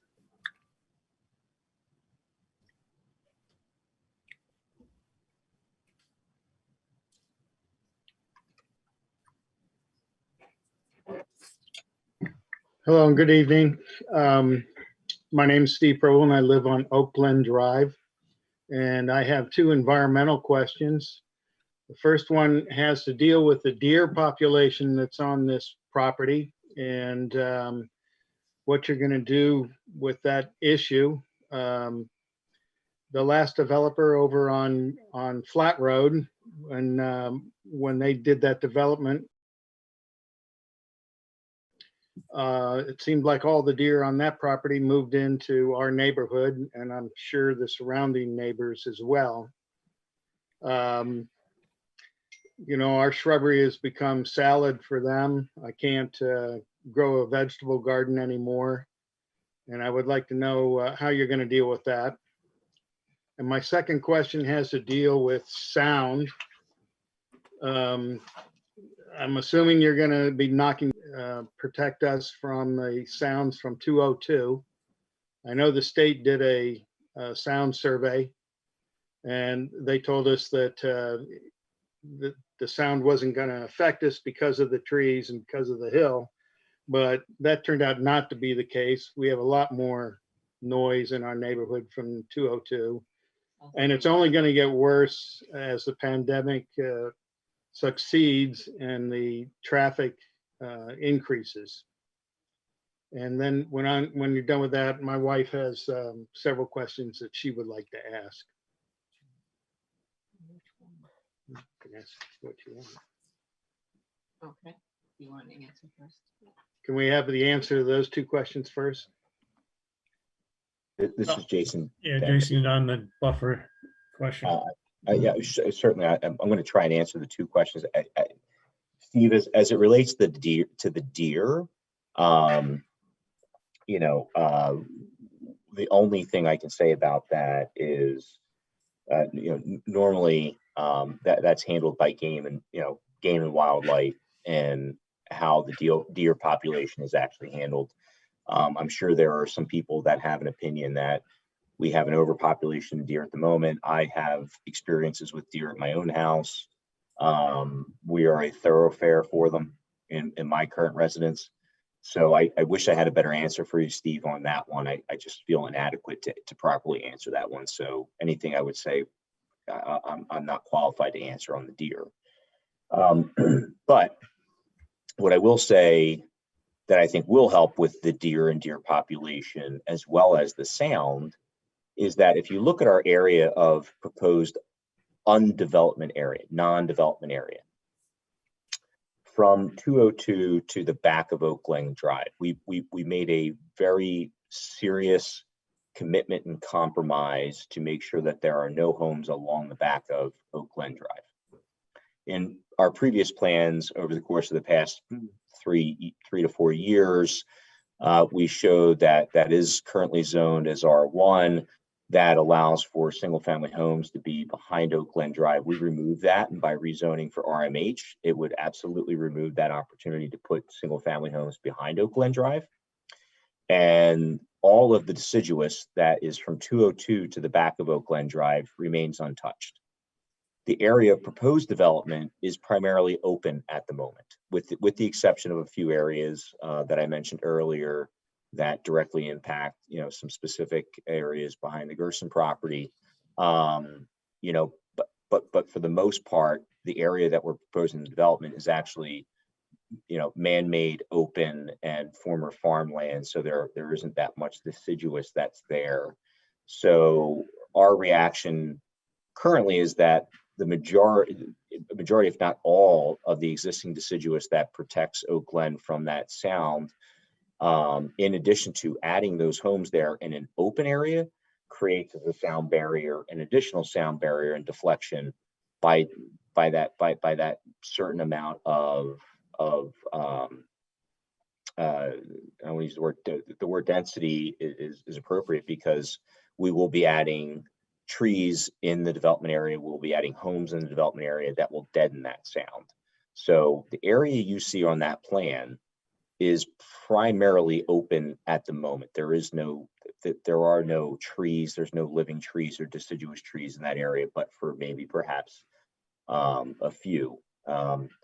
So again, from 202 to the back of Oakland Drive, if you look at the plan, that is a non-development area that will remain existing deciduous as you see it today, unchanged. And the area of development is primarily open, with the addition of the homes that are there that should reflect and deaden that sound that you currently experience. So we're actually adding some sound attenuation features, if you will, in that specific space. So I hope that answered your questions. And the same to you, Steve, that I've said to Brian and that I've accommodated with other people.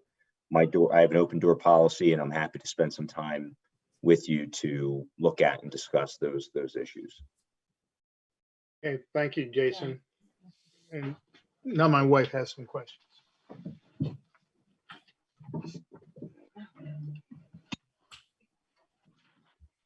Hi, this is Kathy Pribble. I have a couple questions. One thing I saw on the last drawing in May that I don't see now, but I don't know if it was taken out or just forgotten. And it's if you look on the new plan, it's right at the edge of the northern edge of the development, and I believe it's probably connected to Lap Road, though I can't tell. And the lettering over it says typical 32 two-way road. That's describing something else. But that little rectangle was labeled as overflow parking on the last one. And I don't know if what that meant, if it's still there and just not labeled. If you go up to the Gerson's property in the upper left-hand corner of their property, it would be by Lap Road. If you see the number 32 in your diagram, 32 feet, that rectangle, the last time identified it as overflow parking. And those are all homes up there. So I was curious to know if that was somehow supposed to be overflow parking for the new development. Kathy, I think, Sorry, go ahead. I was gonna say, Kathy, I think I know it's hard to see with all the lines, but I think where it says typical 32 two-way road with 50-foot row, there's actually an arrow that extends from there further south, just beyond the storm water. Right, and that I understand that on the May drawing, there's something in that rectangle that identifies it as overflow parking. If you look at the 5/5/2021 drawing, you'll see it.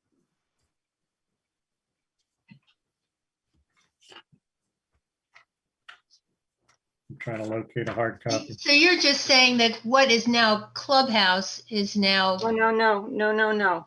This is Above that. it's above that. If you look at the Garson's property. Yeah, that's a house. You're right. That's nothing to do with this development. No, right, that's over the line. That must have I just know, been an but it's- error if that was on there. I'm sure that was just, if that was something on there, I'm sure that was just an error and something on the plan, but there's no Okay, intention. well, that was one of the things I wanted to see. It wasn't on the first drawing, it was on the second, and it's not on this one. And I just thought maybe sometimes when you put a label over something else, it covers it. But I had another question. Where is the main entrance and exit to the property? I see it go out to, it says Lap Road, but I'm not familiar, even though I've lived here for since Oak Glen was built, but I'm not familiar with that particular part of the exit, and wonder how they're going to get in and out, whether it's through Lap Road or further out. I mean, yeah, Lap Road via Mill Lane or Wilburdale or wherever Lap Road goes. I've forgotten where that goes. It's the portion of Lap Road in the corporate center, not on the Wilburdale Lap side. So where are they, but where are they going to come there? Are they going to access that from 29 or Mill Lane? From 29. Be 29, that's right. Okay. Yep. All traffic will exit to the east. Okay. And there's up on the eastern edge of the parcel up that way, on the map, it says minimum 25-foot buffer from top of fill area to include easement and or access road. Is that access road supposed to be possibly to access 29 or Sweetsford Road from up there? It's in the upper right-hand corner.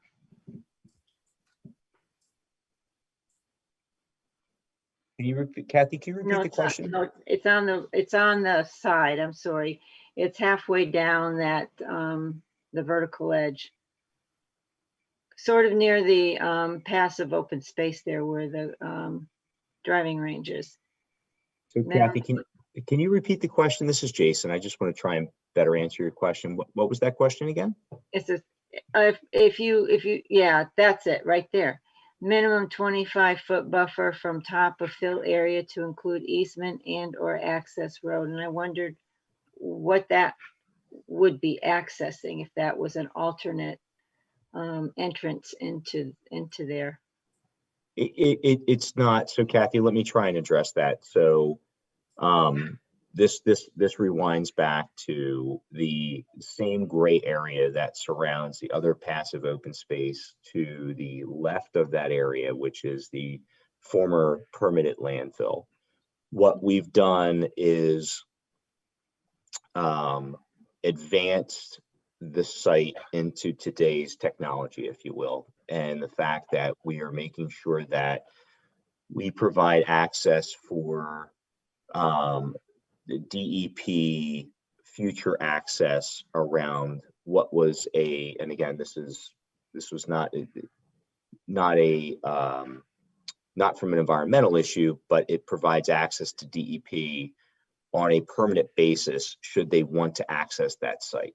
So we are preparing the site for responsible development going into the future so that we have provided access to those entities. So that is all that is. And so that will remain that way. That's what that represents on there. Okay. I was just curious about, because we've been talking about different access roads in and out, so. Understandable, totally understandable. And again, same goes to, as I've said to your husband, and as I've said to Brian previously, that we are more than willing and happy to spend time with everyone outside of a board of supervisor meeting so that we don't keep everybody online too long, but we will spend the time to answer some of those questions to help you understand a little bit better. So we're available. Okay, thank you. Those are all of our questions. Thank you, Kathy. Okay, looks like Martin, we have one more. It looks like Martin Lutz. Go ahead, Martin.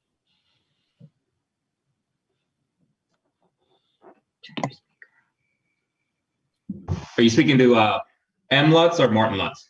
Oh, it's Marty Lutz. I'm Martin Lutz Jr. You guys Okay. decide. Oh, I'm All sorry. right. I thought you were. I thought We somebody else would asked both me. like to speak tonight on this matter. Okay, so M. Lutz. So I'll start, and obviously I want to make it short and brief.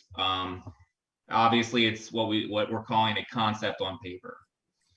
My first thing I want to bring up is that the developer states that the green area is a non-developable area. So this area will never be developed. And if you look on the western end, there is a tax parcel on the west side. It's about 15.5 acres. Now this 15.5 acres in its entirety is in the passive open space. And my question is why does this parcel need to be rezoned at all in order to accommodate what he's calling his RMH plan here? Even if you leave this parcel, what you're calling, you ask for safety nets, for example, you're doing 12-to-1 instead of 12-to-1 per acre. Now you're gonna change the code to 7-to-1 for RMH. But this parcel itself won't impact the entire development. Just because it's called the Knickerbocker Tract doesn't mean you have to rezone all the parcels. If this is going to be passive open space and not developed, and it's in entirety in passive open space, couldn't this parcel just remain R1? I can answer that real quick. Good question. It's a good question, and it could, but when you're doing a development in its entirety, that's going to be based on a set of area and bulk requirements that will be set forth in the RMH district. It just makes it so much more complicated to have two different districts with different requirements and then figuring out how the numbers will work for the entire development. So it makes more sense to rezone it all the same, have it all subject to the same requirements, and then restrict what you can do on that property. But you ask a good question, but the suggestion is that it's all rezoned to one. Right, but it's passive open space, so it doesn't matter either way. I mean, it technically can stay R1 and you can get your goal of 269 homes, correct? It's possible, but as I said, there's area and bulk requirements that are in the RMH district that talk about lot area and talk about impervious coverage and building coverage and all of those types of things and setbacks. All of that's going to be contingent on the RMH requirements, and we would want it to be consistent for the entire development. So Thank you, Denise. I would like to hear what the board has to say about this. I think it's a very good question. I thought about that months ago, and that's a question I would check with our council on, to tell you the truth. And Mr. Orlo, I can take a look at it, but normally the way that the land development does occur is we would suggest that you rezone it all one, because then we'd have to look at the setbacks and things like that, density and all that. And because it's being deed restricted from no further development, it's kind of irrelevant what it's zoned because you can't do anything with it. But it may, and we'd have to look at it, it may affect setbacks and things of that nature. It just makes it easier when we rezone it, we do it consistently. Thank you. My second item I would like to speak about is the Area B and the 80 units that were moved to Area A. Prior to the 80 units being moved to Area A, the developer showed a fully improved access point. He showed a fully improved access point on what we're calling concept on paper, I guess. And Chester County's emergency management services suggest that a major townhouse development have 2 fully improved access points. How does the board feel about this? My understanding is that the 18-foot wide improved emergency access will be improved sufficient to allow full emergency access. And we would make sure of that.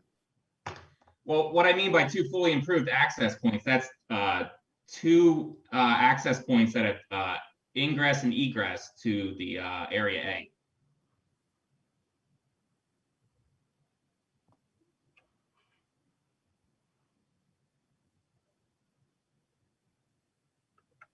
And that question comes up because they're proposing access but one way out, even though it's accessible in for emergency purposes. Well, right? That's the basis for the question, right? Makes sense. Well, I mean, what's going on here is he showed that it was possible, and now all of a sudden he's removing it, and now it's just a one-way out. I mean, he showed that he showed a limited access connector, or what he called a connector road, to Liberty Drive. So he showed it was possible, but now it's just an 18-foot wide emergency access roadway, one way. So my question is if this concept on paper showed 2 fully improved access points, never down the line will there be a need for an emergency access road. And it's recommended by the Emergency Management Services of Chester County that a major development of this size needs 2 access points.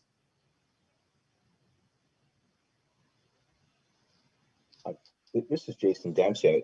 Mr. Watts, I really appreciate your input, and the same offer to you as I've offered to any of the other residents to understand some of the issues and concerns that you might have.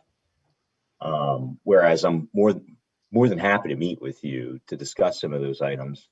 And we're interested to hear what it is you'd like to see or achieve with the site. You mentioned that several things and several questions, all of which are going to be determined during the course of a land development process. So, which will be determined and governed by law. and which will be reviewed by the township's consultants and engineers.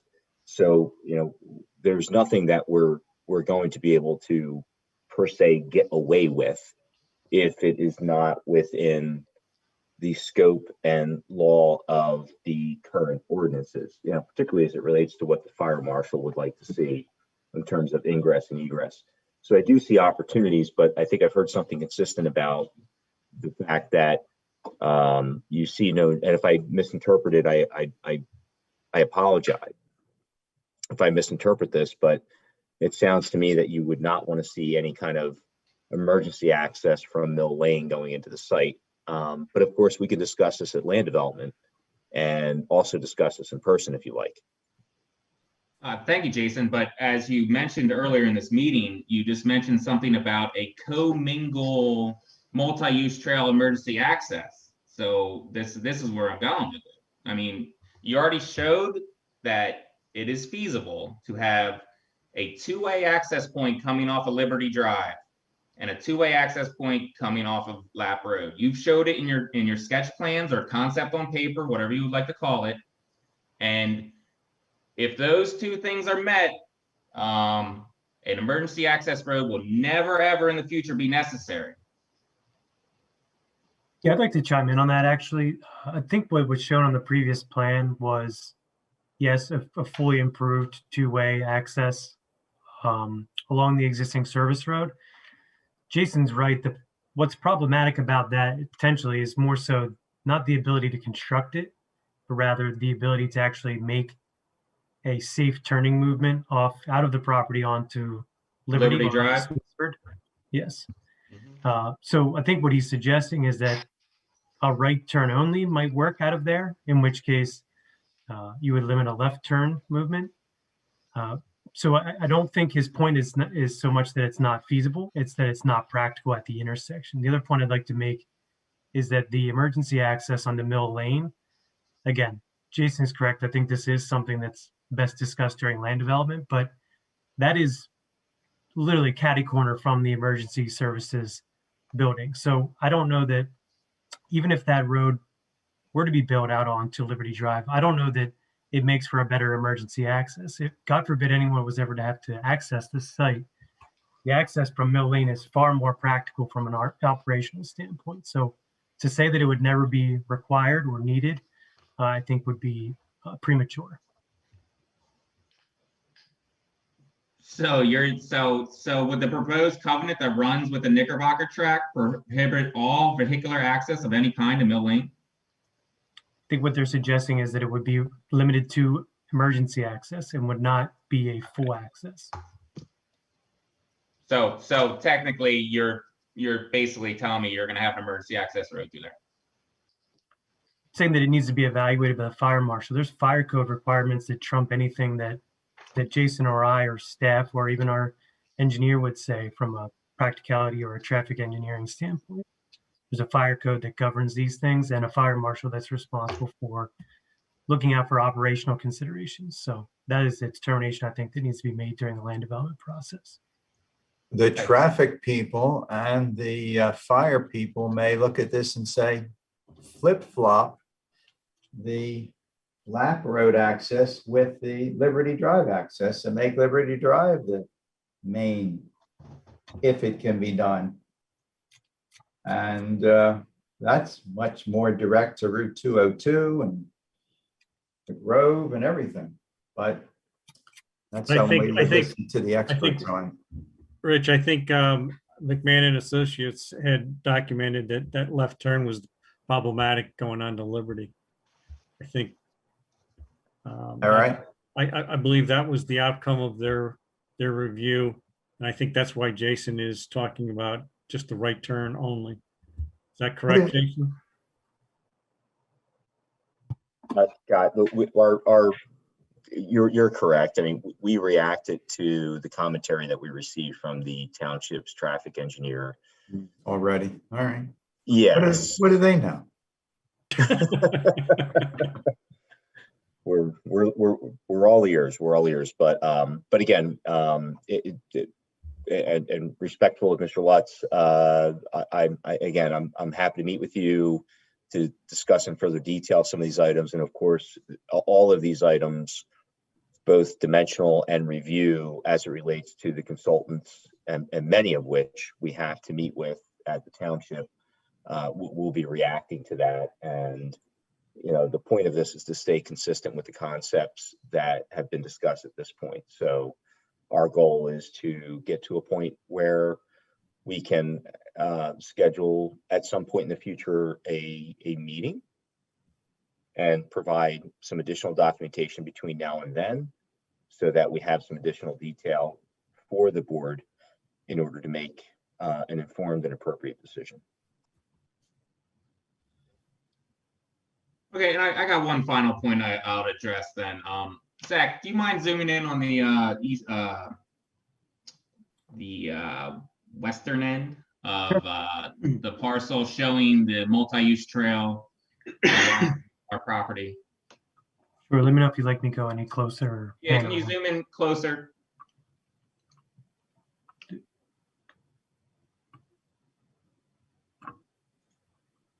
All right. Thank you, Zach. As Jason did mention earlier, this is actually two parcels. It's not shown clearly, but our second parcel there is landlocked. And I'm worried about, you know, you keep saying land development phase, but I'm worried about the ingress and egress to my parcel. But the sketch plan is missing several things that should be addressed here. I mean, it's missing my driveway on that second parcel. On the Mill Lane there, you'll see a concrete culvert coming up the hillside, which is stormwater management. Down right in front of my driveway is stormwater management. I don't see the concrete culvert there anywhere. You know, but I do see a little dot for a 3-foot by 5-foot wooden platform. But I don't see my driveway. The actual road encroaches twice onto my property. Now, I understand that you're going to say this is just a concept on paper and that this should be addressed in land development phase. But I mean, you can at least remove it off of my property. And you know, I'm going to end with that final point because I believe my Mr. Lutz would like to speak further about this matter. Thank you for your time.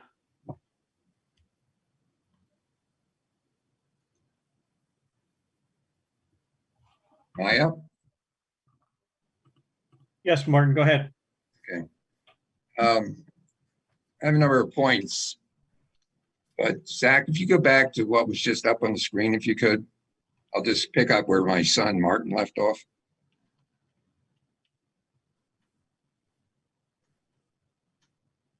I mean, what I want to address first is just an obvious glaring error on this plan. I could say it's sloppy work, but I'll defer trying to get too emotional on it. But if you go 5 blocks in on the purple, that block is almost 20 feet into my property. I know it's hard on this to see the underlying layout of the service road. So what I'd ask Zach, if you could go to the actual property survey and enlarge this particular section on it. I don't believe I have the property survey handy at the moment, but it was part of the documents for the land development.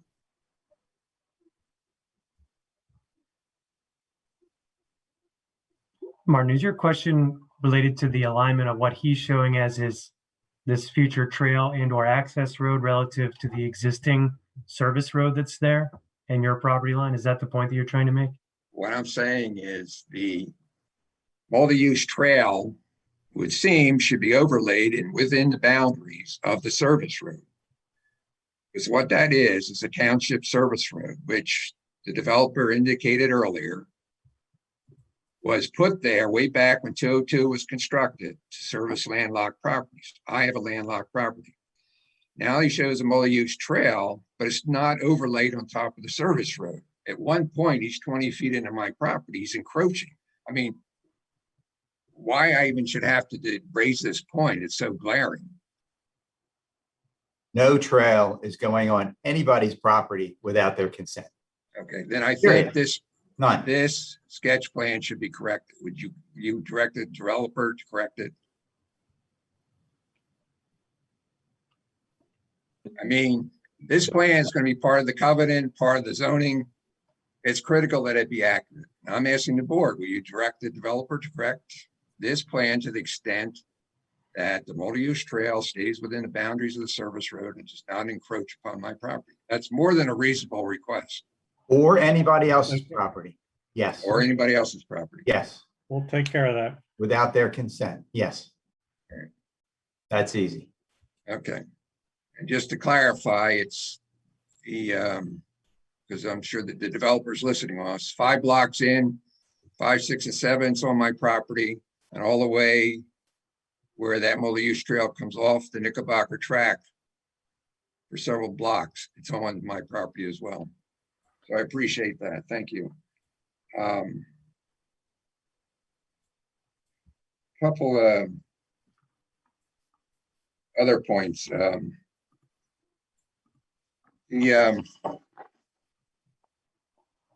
What I'm hearing, and it's very disappointing, is that this whole question about an emergency access road to Mill Lane has not been resolved. I don't buy the argument that this is something that has to be addressed during land development. This is a concept of the whole plan. Since day one, residents have objected to any ingress and egress from Mill Lane. That goes back almost 2.5 years. So to suggest that, well, maybe we get in land development, there'll be an emergency access road off of Mill Lane. I just think that's brushing off the residents. It's a disservice to the residents. I think it's a concept that could be resolved here and now. And I'm surprised the supervisors are allowing this. I mean, the developer wants the residents to buy in, but he introduces all this uncertainty. It's like the stock market. It's a killer. Uncertainty is a killer.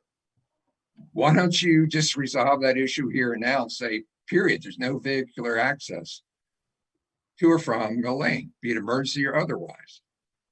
Particularly now that you have an emergency access road coming off of Sweetsford.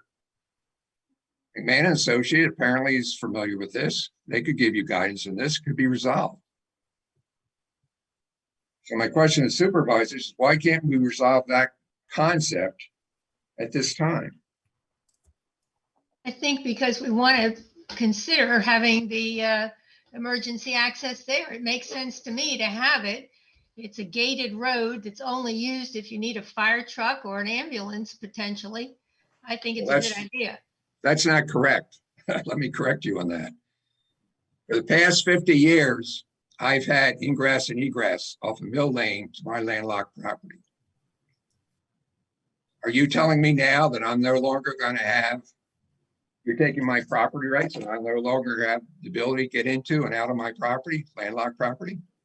I was not considering your access to your own property. I thought you were concerned about other vehicles.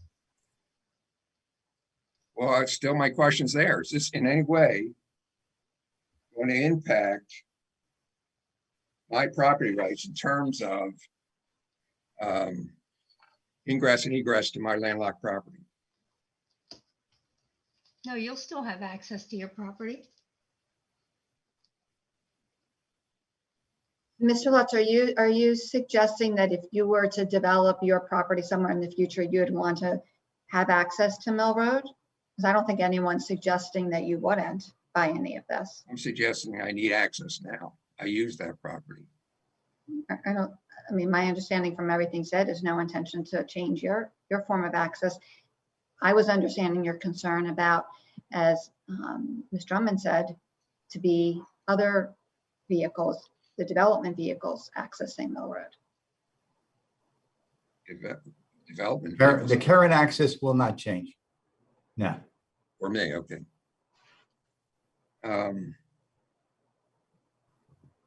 Bear with me.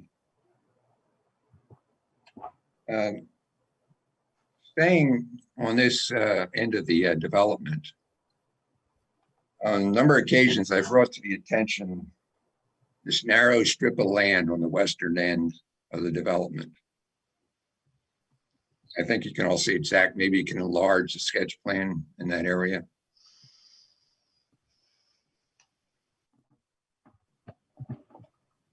That's a narrow strip of land that's 35 feet wide. I've asked a number of occasions, have not gotten a definitive response, that is township zoning code requires that internal roadways are set back from adjacent residential properties by 15 feet. That setback is still not shown. Be that as it may. My question is, how do you put emergency access road into a narrow strip of land where you have to provide a 15-foot wide setback from the adjacent residential property? And the emergency access road would probably be, I don't know, 30 feet, 40 feet. How do you do that? Generally, the access road requirements are somewhere between 20 and 26, depending on the height of the building. So the fire code outlines all of that, what the resulting emergency access road would be, but I don't see why it would be 30 to 40 feet wide. Have you determined what those requirements are for the access road? Has anybody done that? Because I've raised the question over and over. Yeah, Martin. And I have a right to a 15-foot setback. I'm sorry, I missed that last part. I accidentally spoke over you. What Has did you say? anybody determined what the size of the emergency access road would be? No, I think that's what's been discussed here tonight, is that the exact design, the construction, the width, what the gate looks like are all items that have generally determined during the land development process. So how the existing connector road that you've been referencing ties into this, where gates are located, how it will be constructed, I think is a detail that generally is sorted out during land development. But if your concern is that it'll be 30 to 40 feet wide, I don't think that that is a concern that will likely manifest itself during the land development process. Fire code generally outlines 20 or 26 for taller buildings. You understand my concern about the 15-foot setback, which we've communicated on? We have, and I think when we discussed previously, it wasn't clear whether that setback necessarily applies to an emergency access. It specifically references parking areas, driveways, internal roadways. An emergency access obviously functions very differently than all three of those things. So again, just like the exact details of the design and all of the aspects of zoning compliance haven't been determined at this time, that is something that will absolutely need to be determined during the land development process. By definition, it's an emergency access road. There's a definition in our zoning code for emergency access road. Our township code sucks. Well, I guess what I'm just trying to clarify is that it's not obvious to me that that is the intent of that code section, that it will apply to an emergency access road. But again, another detail that absolutely has to be and will be discussed during land development. I would like to make a request for the township and the developer to meet with me on site to review the service road and the issues that I have just raised. That's something you could just set up, Zach? Your question is to have individual board members and the developer meet on site? No, well, if the board member wants to attend, but I was asking the township, primarily you, I guess, or the township engineer, developer, to meet with me on site, that is the township service road and that narrow strip of land, to review the issues which I've just raised. Yes, Marty, we can accommodate that easily. Yeah, absolutely. The other thing I'd point out about that emergency access road is that you're talking about cutting a strip of land, let's say 26 feet long or wide by 1,400 feet long. I don't know, it's probably an acre of trees that are just going to be removed from behind the homes along Oak Glen.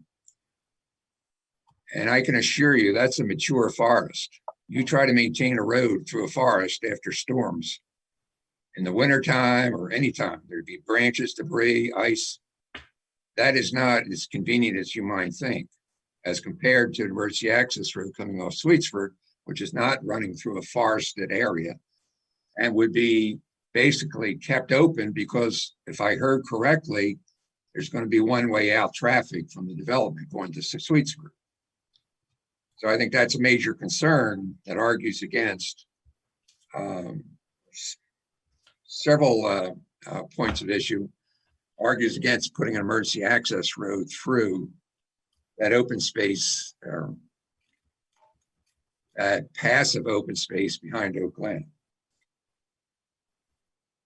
And I'd like to reinforce what my son raised earlier about, since that passive open space behind Oak Glen encompasses entirely a tax parcel, that there's no reason for it to change the zoning. What I heard in response to my son was that, well, it's primarily for the convenience of the developer. He does, it's more complicated in terms of these area and bulk regulations. You know what I say? All along, as the board I think has heard, residents express serious concern about how do we nail down any zoning change that takes place. The township solicitor said previously that a covenant is not foolproof. All right, it can be broken. Then where are we? If we can keep that land behind Oak Glen as R1, that's sort of adding an extra layer of protection to the surrounding residents. Some developer's not going to come in, break the covenant and try to develop that land. It's R1, period. And that's why one of the other changes is a text amendment reducing the density, just for that purpose. Yeah. Right, Bernadette? Yes, that's my understanding from Zach, is that the RMH, one of the goals of that was to reduce the density allowed. I think the text, or the voluntary declaration that the developer is willing to file is, once you record that, it's very hard for them to undo that. Whereas they can always come in and ask for a rezoning at a future board to rezone. Yeah, I've Well, it's been my told that a understanding covenant is stronger than a zoning. It's my understanding from comments from Joe McGrory, not only on this issue, but in regard to when we rezoned the ecology park, that these covenants are not foolproof. They can be broken. I mean, the concern of many residents they've expressed is what happens, you approve the zoning change with the covenant and some other party comes in, who knows, and tries to break the covenant. Now, Rich, I understood your comment about we're going to change the density down to 7 versus 12, but even so, there's 125 developable acres on this sketch plan. Times 7, and the covenant's broken, you're up to 875 units. So how does that afford protection? One of the other text amendments reduces the developable area definition, correct me if I'm wrong, Zach, for sensitive sites, right? Which further reduces the numerator, one of the two. That's my understanding. The way the current ordinance reads is that sensitive sites, at least if you apply it, and I think the only common sense way that you could, is that sensitive sites, in this case, where what it says is where portions thereof would need to be netted out of the developable acreage. Mm-hmm. I don't know how you could apply that any other way than to sort of delineate the landfill area and to deduct that. But in that case, as the current ordinance reads, is that that portion of the site or some other portion would need to be pulled out. I believe that, let me look at have we done that the way calculation? The current plan is shown is that there's a 19 acre area deducted from the lot area. Has the township calculated that, done that calculation? Zach, this is, and Mr. Lutz, and I don't mean to speak over you. This is Jason Dempsey. I was hoping to actually lean in here, and your last comment about the fact that a restrictive covenant, which is a effectively a deed restriction recorded against the property could easily be broken. I think the word easily was used. I know Denise Yarnoff is on the phone, or on the phone, on the Zoom. I would actually like to take the opportunity to sort of correct the fact that it can easily be broken. It's I'm not sure I used the word easily. I was referring to Mr. McGrory's comments that it can be broken. Go okay. ahead. Well, sticking to that fact, and with no intention to be argumentative with you, with no intention, believe me. If I sat here and thought about that discussion and whether or not it can or cannot be broken, the only way I can compare that to, and being a practitioner for the past 20 years in the real estate business, our opportunities for removing restrictive covenants and deed restrictions, and in our experience, and I would ask Denise and any other attorney on the phone, on the call to perhaps comment on this, I compare that to the following, and it may seem outlandish, but can it be done? And the answer is unequivocally possibly. And it's not a yes or no. And I compare that to rare moments, you know, and you may cringe, but you know, could a meteor fall on planet Earth? I mean, the answer is absolutely, possibly yes.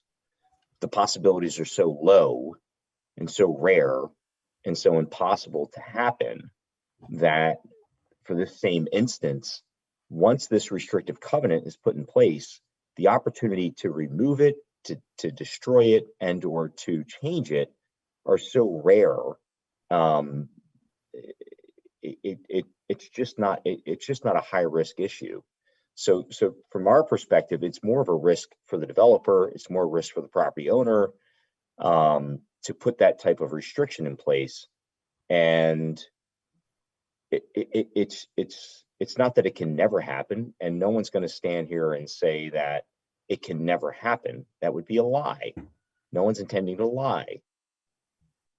But the opportunity for that to happen is so rare and almost nearly impossible that it's almost insurmountable. So that's my comment on it. It's just not truthful that it can be changed as if turning a light switch on and off. So, And I isn't appreciate zoning equally able to, or even more likely to be changed than a covenant? well, I'm not an attorney, but I'll let the attorneys answer that one. But I feel like a restrictive covenant is stronger than any kind of zoning change, and that's been said in previous meetings. And I would agree. I would think the restrictive covenant is much more harder to break than comparing it to asking for a rezoning in the future. Yeah. Well, And I agree with Bernadette's comments as well. I appreciate that, but there's a lot of big money involved here, big money. And I can only go back to what's been said before, not only on this particular rezoning, but other rezoning matters. The residents were led to believe that covenants can be broken. And I think you don't diminish or set aside the residents' concerns so dismissively, in the sense that they've expressed it over and over again. If there's going to be a zoning change, we want our rights, protected so that we don't wind up with something that, nobody wants. So again, the concern here is the residents' concern to nail this down as best possible, not just belts, not just suspenders, but also prophylactics. Whatever we can do to nail this down, we nail it down. So final point is prior plans had internal trails and trailhead parking. That's been eliminated. To me, that was a major recreational resource to the township. Why has it been eliminated? Is that a question for the township or the question for the developer? Well, I guess both. Yeah, I can tell you from my standpoint, I agree with you. That's why I mentioned it earlier.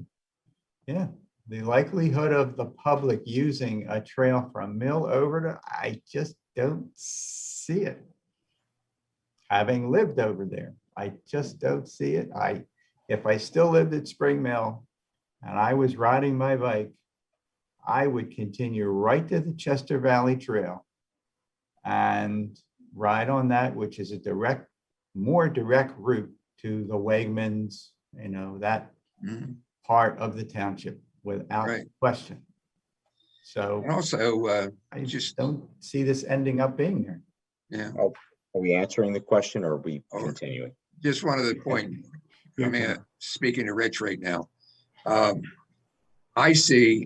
don't see many residents necessarily using multi-use trail that is linear in fashion, but I do see them driving into this large open space area and using an integrated trail system within it.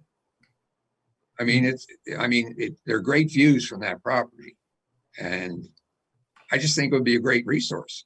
I just don't understand why it's been eliminated. That's why I made the earlier comment. Yeah. We'll work through it.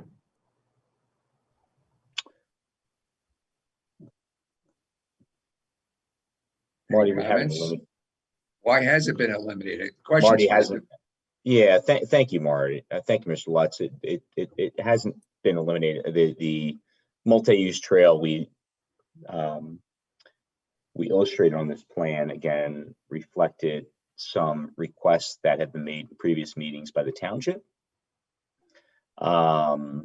And without intimate knowledge of the property, there are existing and most naturally occurring trail locations that haven't been shown on this plan as dedicated. So there are trail opportunities, which I would love, and more than anything, would love to get into during the land development process, because there are a lot of natural occurring trail opportunities of which I've had the distinct privilege of walking and driving and looking at over the course of the past 4 years. So they haven't been eliminated, but again, when we take the opportunity to meet in the coming future, as you requested, we can certainly discuss that a little bit more. And I agree with you. There are a lot of assets for the community that exist within the property, and we intend to keep that. That has not changed. What we've intended to do was address some of the comments that have come to us from the township and keep things as conceptually simple as possible so as to not confuse. And as I said, and I think as many people have said, that there is an opportunity in the land development process to further detail and dimensionalize a lot of these things. And I think we share many of the same concerns. But the purpose of this meeting was to discuss the differences between uses. And this conversation and much of this meeting, I think really warrants the opportunity to be at the land development process of which we're looking to get to. So with your support, I hope we can get to that point. And again, I look forward to meeting with you in person, with the township to discuss some of those concerns you have about Mill Lane and your property and how it affects you and how it affects people in and around your property, which seems to be, an issue for you. So we're interested in addressing that. That's not changed. And we're committed to the fact that, number one, and it hasn't changed, and we committed to it very much some time ago, that we do not intend to have public vehicle access coming to and through and from Mill Lane. So that has remained steadfast. We have not changed our position on that. And, you have our complete cooperation in that regard. So we look forward to meeting with you, but thank you for your comments. Appreciate your comments. So just in closing, I would like to say the issues that I raised tonight, the concerns, the questions, I believe are all within the context of being conceptual. trying to avoid getting down into detail. So yes, I would like to meet with the developer and the township on site to discuss the use of the service road in regard to my property rights, in regard to the narrow strip of land on the western end of the site, in terms of constraints, township code, etc. And so my understanding then that the township has directed the developer to correct the sketch plan to eliminate any and all encroachment upon my property as presently shown by the purple line on the coming off Mill Lane, as well as any other property. So with that, I'll thank everybody again and appreciate your time.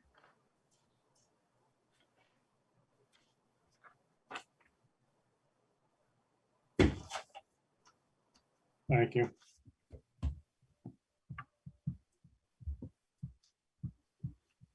Any other comments at this point in time?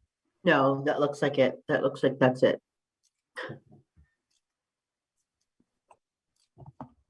All right. So now we need to kind of focus on the next step here in terms of Zach, I'll bring you back in. I guess we've got the zoning text amendment. Yeah, I believe we kind of went over the text amendment aspect. That's just related to the density. That's all that's contained in that amendment. The map amendment, I guess, is the larger question as to whether there is a desire to authorize a hearing at a date to be determined.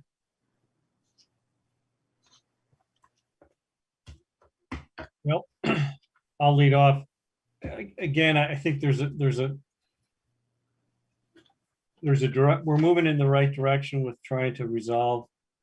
We do our due diligence and get answers to help us determine the direction here and the decisions. I would be probably more comfortable with targeting an August date for an advertisement timeframe, but I'm open to Rich and Sue's thoughts, as well as I think Bernadette had made some comments earlier about timing issues and scheduling the hearing date. I would be okay advertising, but not even setting a date at this time until Bernadette's language was until everything is to the satisfaction of the township. Yeah. But So can it's we certainly- advertise without a date? I thought she said we could. Bernadette? Can we get rid of the pictures so I can see people? Okay. Thank you. No, am I? You're live. You're live. Now you're muted. Okay. Got it. No, we need an actual date. What I was suggesting was we could state that we have a motion to advertise on the agenda, that we could state that we would advertise when in August. We can either pick the date in August or we could pick a standalone date. We just have to check everyone's schedule.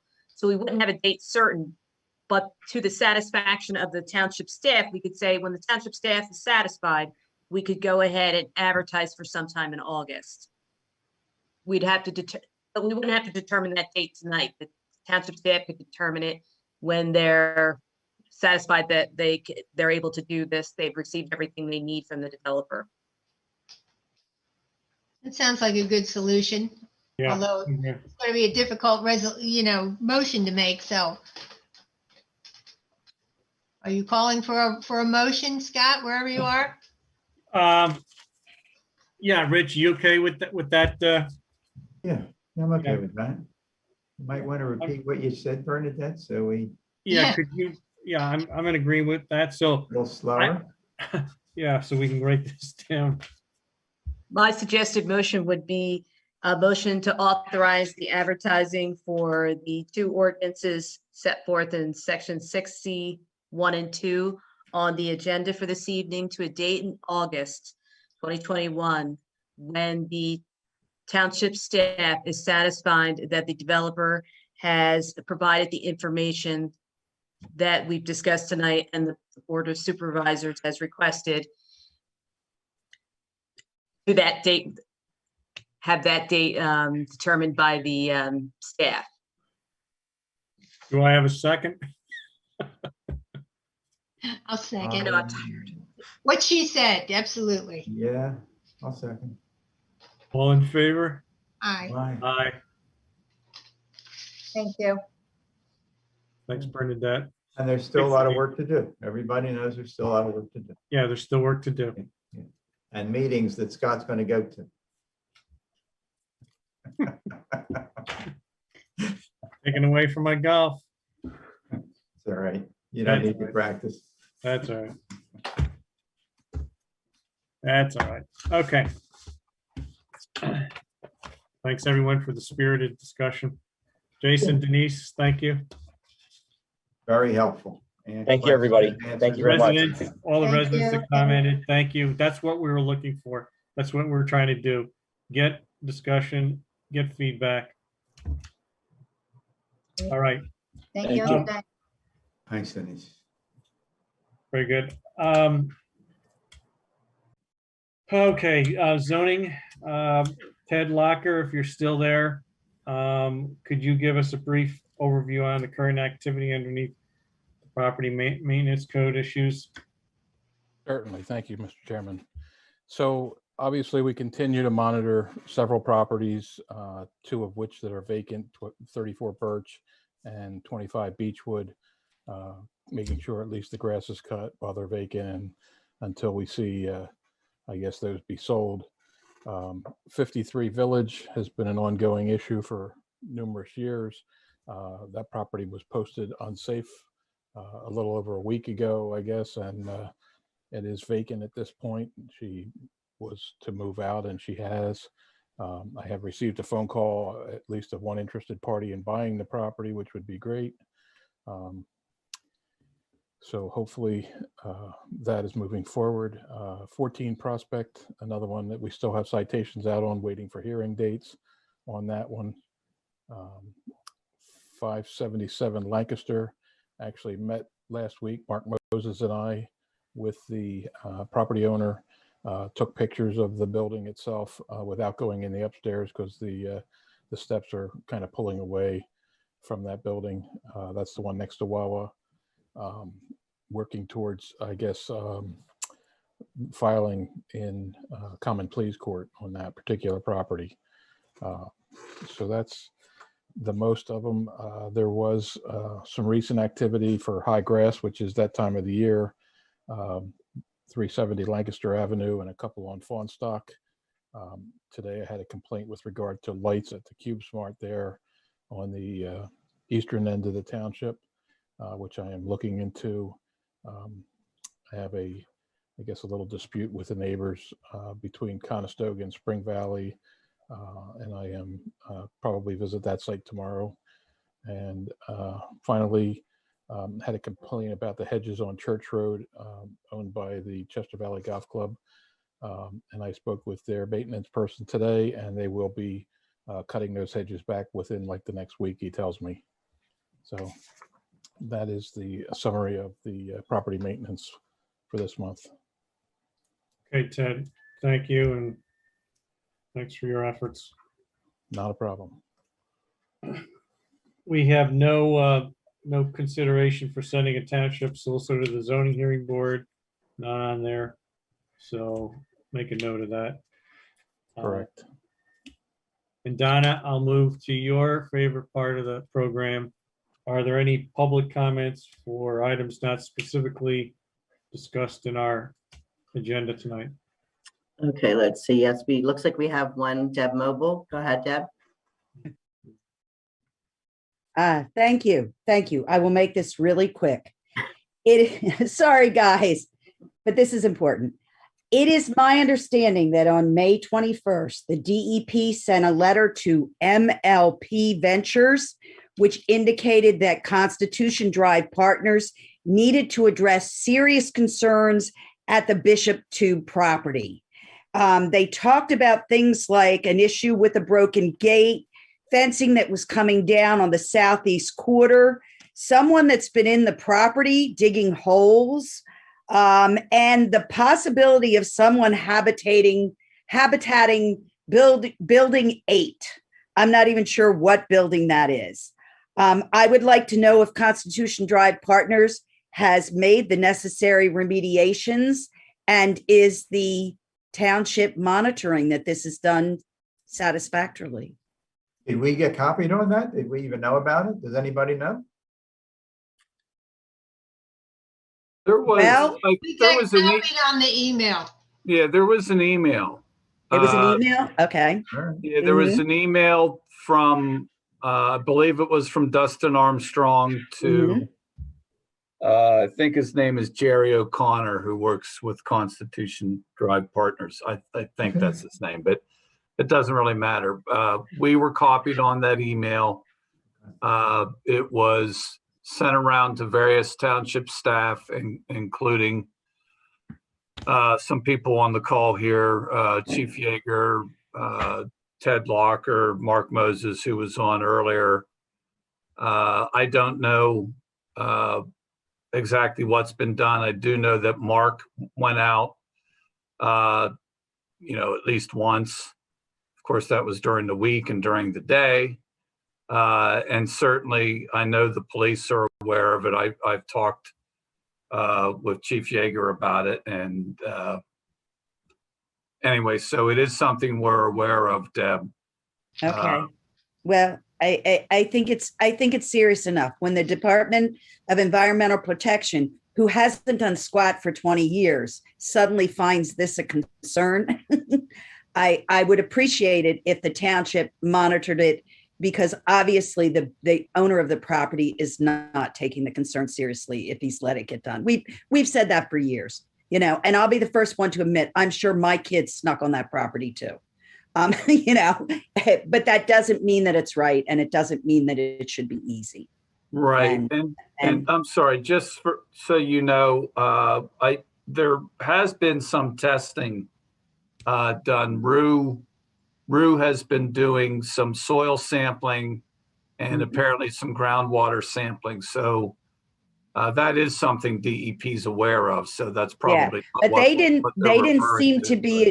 seem to be aware of this particular whatever they were referring to. They were not talking about this. So I mean, just the same thing with the someone living in the house. They said, well, when they checked on it, they didn't. Well, what made them the building, what made them suspicious that someone was living in that building in the first place? Like they may not be there today, but and that may be, the kids hanging out, who knows, Right. Like, from what I understand, they're doing their art projects from the high school down there now. It's like, yeah. What can I say? It's But not yeah, funny. I shouldn't laugh. So as far as the township's concerned, the jurisdiction to monitor it is with Mark Moses and the police. Okay. All right. Is that what it is? That's where we are? Yeah, I'll just say codes and the police. Yeah. That's Okay. fine. Well, codes. All right. Mhm. Okay, that's fine. Okay. Thank you. Thank you. I appreciate that. And I will shut up. Thank you. Okay. Doesn't look like we have any more questions. Okay, thanks, Donna. You're welcome. Then I will move into the consent agenda. Normally, I would read off them in aggregate. However, I want to jump to pertaining to 9F in terms of Zach. Can you help me here on this one?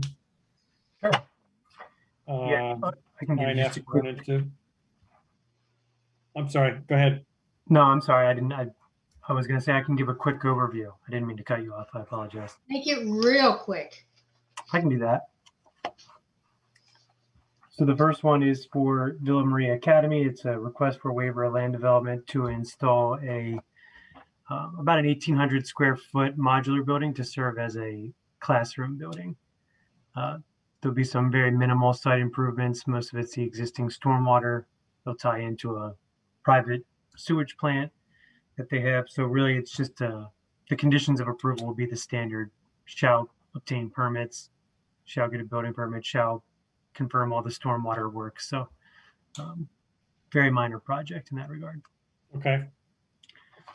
Second is for the school district is doing some upgrades over at the stadium complex. This is for essentially a 9x9 family bathroom addition onto the existing restroom facility. So really, again, they're going through the building permit process now. We'll confirm accessibility and all those types of things, but otherwise, no real site improvements or major disturbance going on for that project. Okay, thanks. So I will read through this. If there are any questions as I go through it, cut me off and we'll try to do it in aggregate. So under number 9, a consent agenda. 9A, approve meeting minutes from April 26, 2021 and May 12th from 2021. B, ratify payment of bills in the amount of $1,093,385.79 for May of 2021. C, accept treasurer's report as of April 30th, 2021. Approve fund balance assignments as of December 31, 2020. Approve resolution number 18-2021 for destruction of specific records.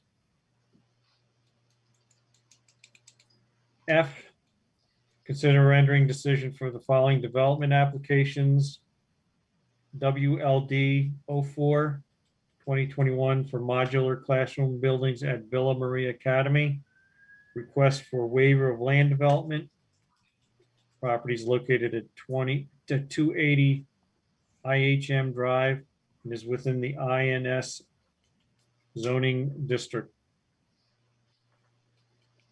Consider rendering a decision for WLD 05 2021 for the Great Valley School District Stadium Restroom Addition. Request for waiver of land development. That property is located at 225 Phoenixville Pike and is within the neighborhood school zoning district. Approve the sale of a 2008 Ford E350 utility body make model through municipal bid in the amount of $12,600. Is that the truck that's parked out front, the 4208? We are very excited to report that it is exactly that truck, and it was removed from our premises earlier in the week. Is it in that bad shape? A sum of $12,600. Let me know if the sale doesn't go through. I may think that would make a perfect conversion van for a cross-country trip and to just travel everywhere. Let me know if it doesn't go through. It went through, unfortunately, Rich. We sold it to a guy from Jersey. All right. He's going to resell it, so we can give you it's an auto mall up in North Jersey if you're interested. No, it's all right. We tried. Going anywhere special, Rich? Anywhere. Enjoy it. You deserve it. 9H, waive the Great Valley School District additional permit fees of $8,144. Originally, it was $126,508. Temporarily waive the alcohol policy for the summer concerts at Valley Creek Park for the dates of June 16, July 21, and August 18, and any rain dates that may fall.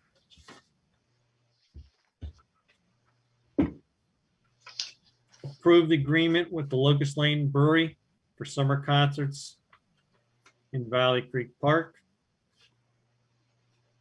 Approve agreement with Workspace for overflow parking for summer concerts in Valley Creek Park. Apparently we're having concerts. Yeah, we're having concerts. Scott, I need to jump in here and say there's a little kink in the agreement with Workspace that I discovered today that we'll have to work out with them. I'm confident that we'll be able to do that, but there is something that our solicitor has to work out with them. So it would be a removal in its entirety? There's just going to be a modification to the agreement. You froze. Bit of language tweaking that needs to go on. Okay, so I will call it approved agreement with the Workspace for overflow parking for summer concerts and any adjustments that may occur. Right, in as our forthcoming days. solicitor, And that our solicitor will approve. right. Thank you. Okay. I approve agreements with Point Entertainment in the amount of $4,800, DBS Audio for $3,350, and 3 performers in the amount of $4,125 for concerts in Valley Creek Park on June 16, July 21st, and August 18, and any pending rain dates. Accept proposal from Integris for fence installation along a portion of a trail in Valley Creek Park for the amount of $4,996. And do I have a motion to accept the consent agenda? Motion to accept the consent agenda as read. I'll second. All in favor? Aye. Aye. And at that point, we are adjourned, folks. Thanks for everyone's patience. Good night. Night. No. Definitely. Good night.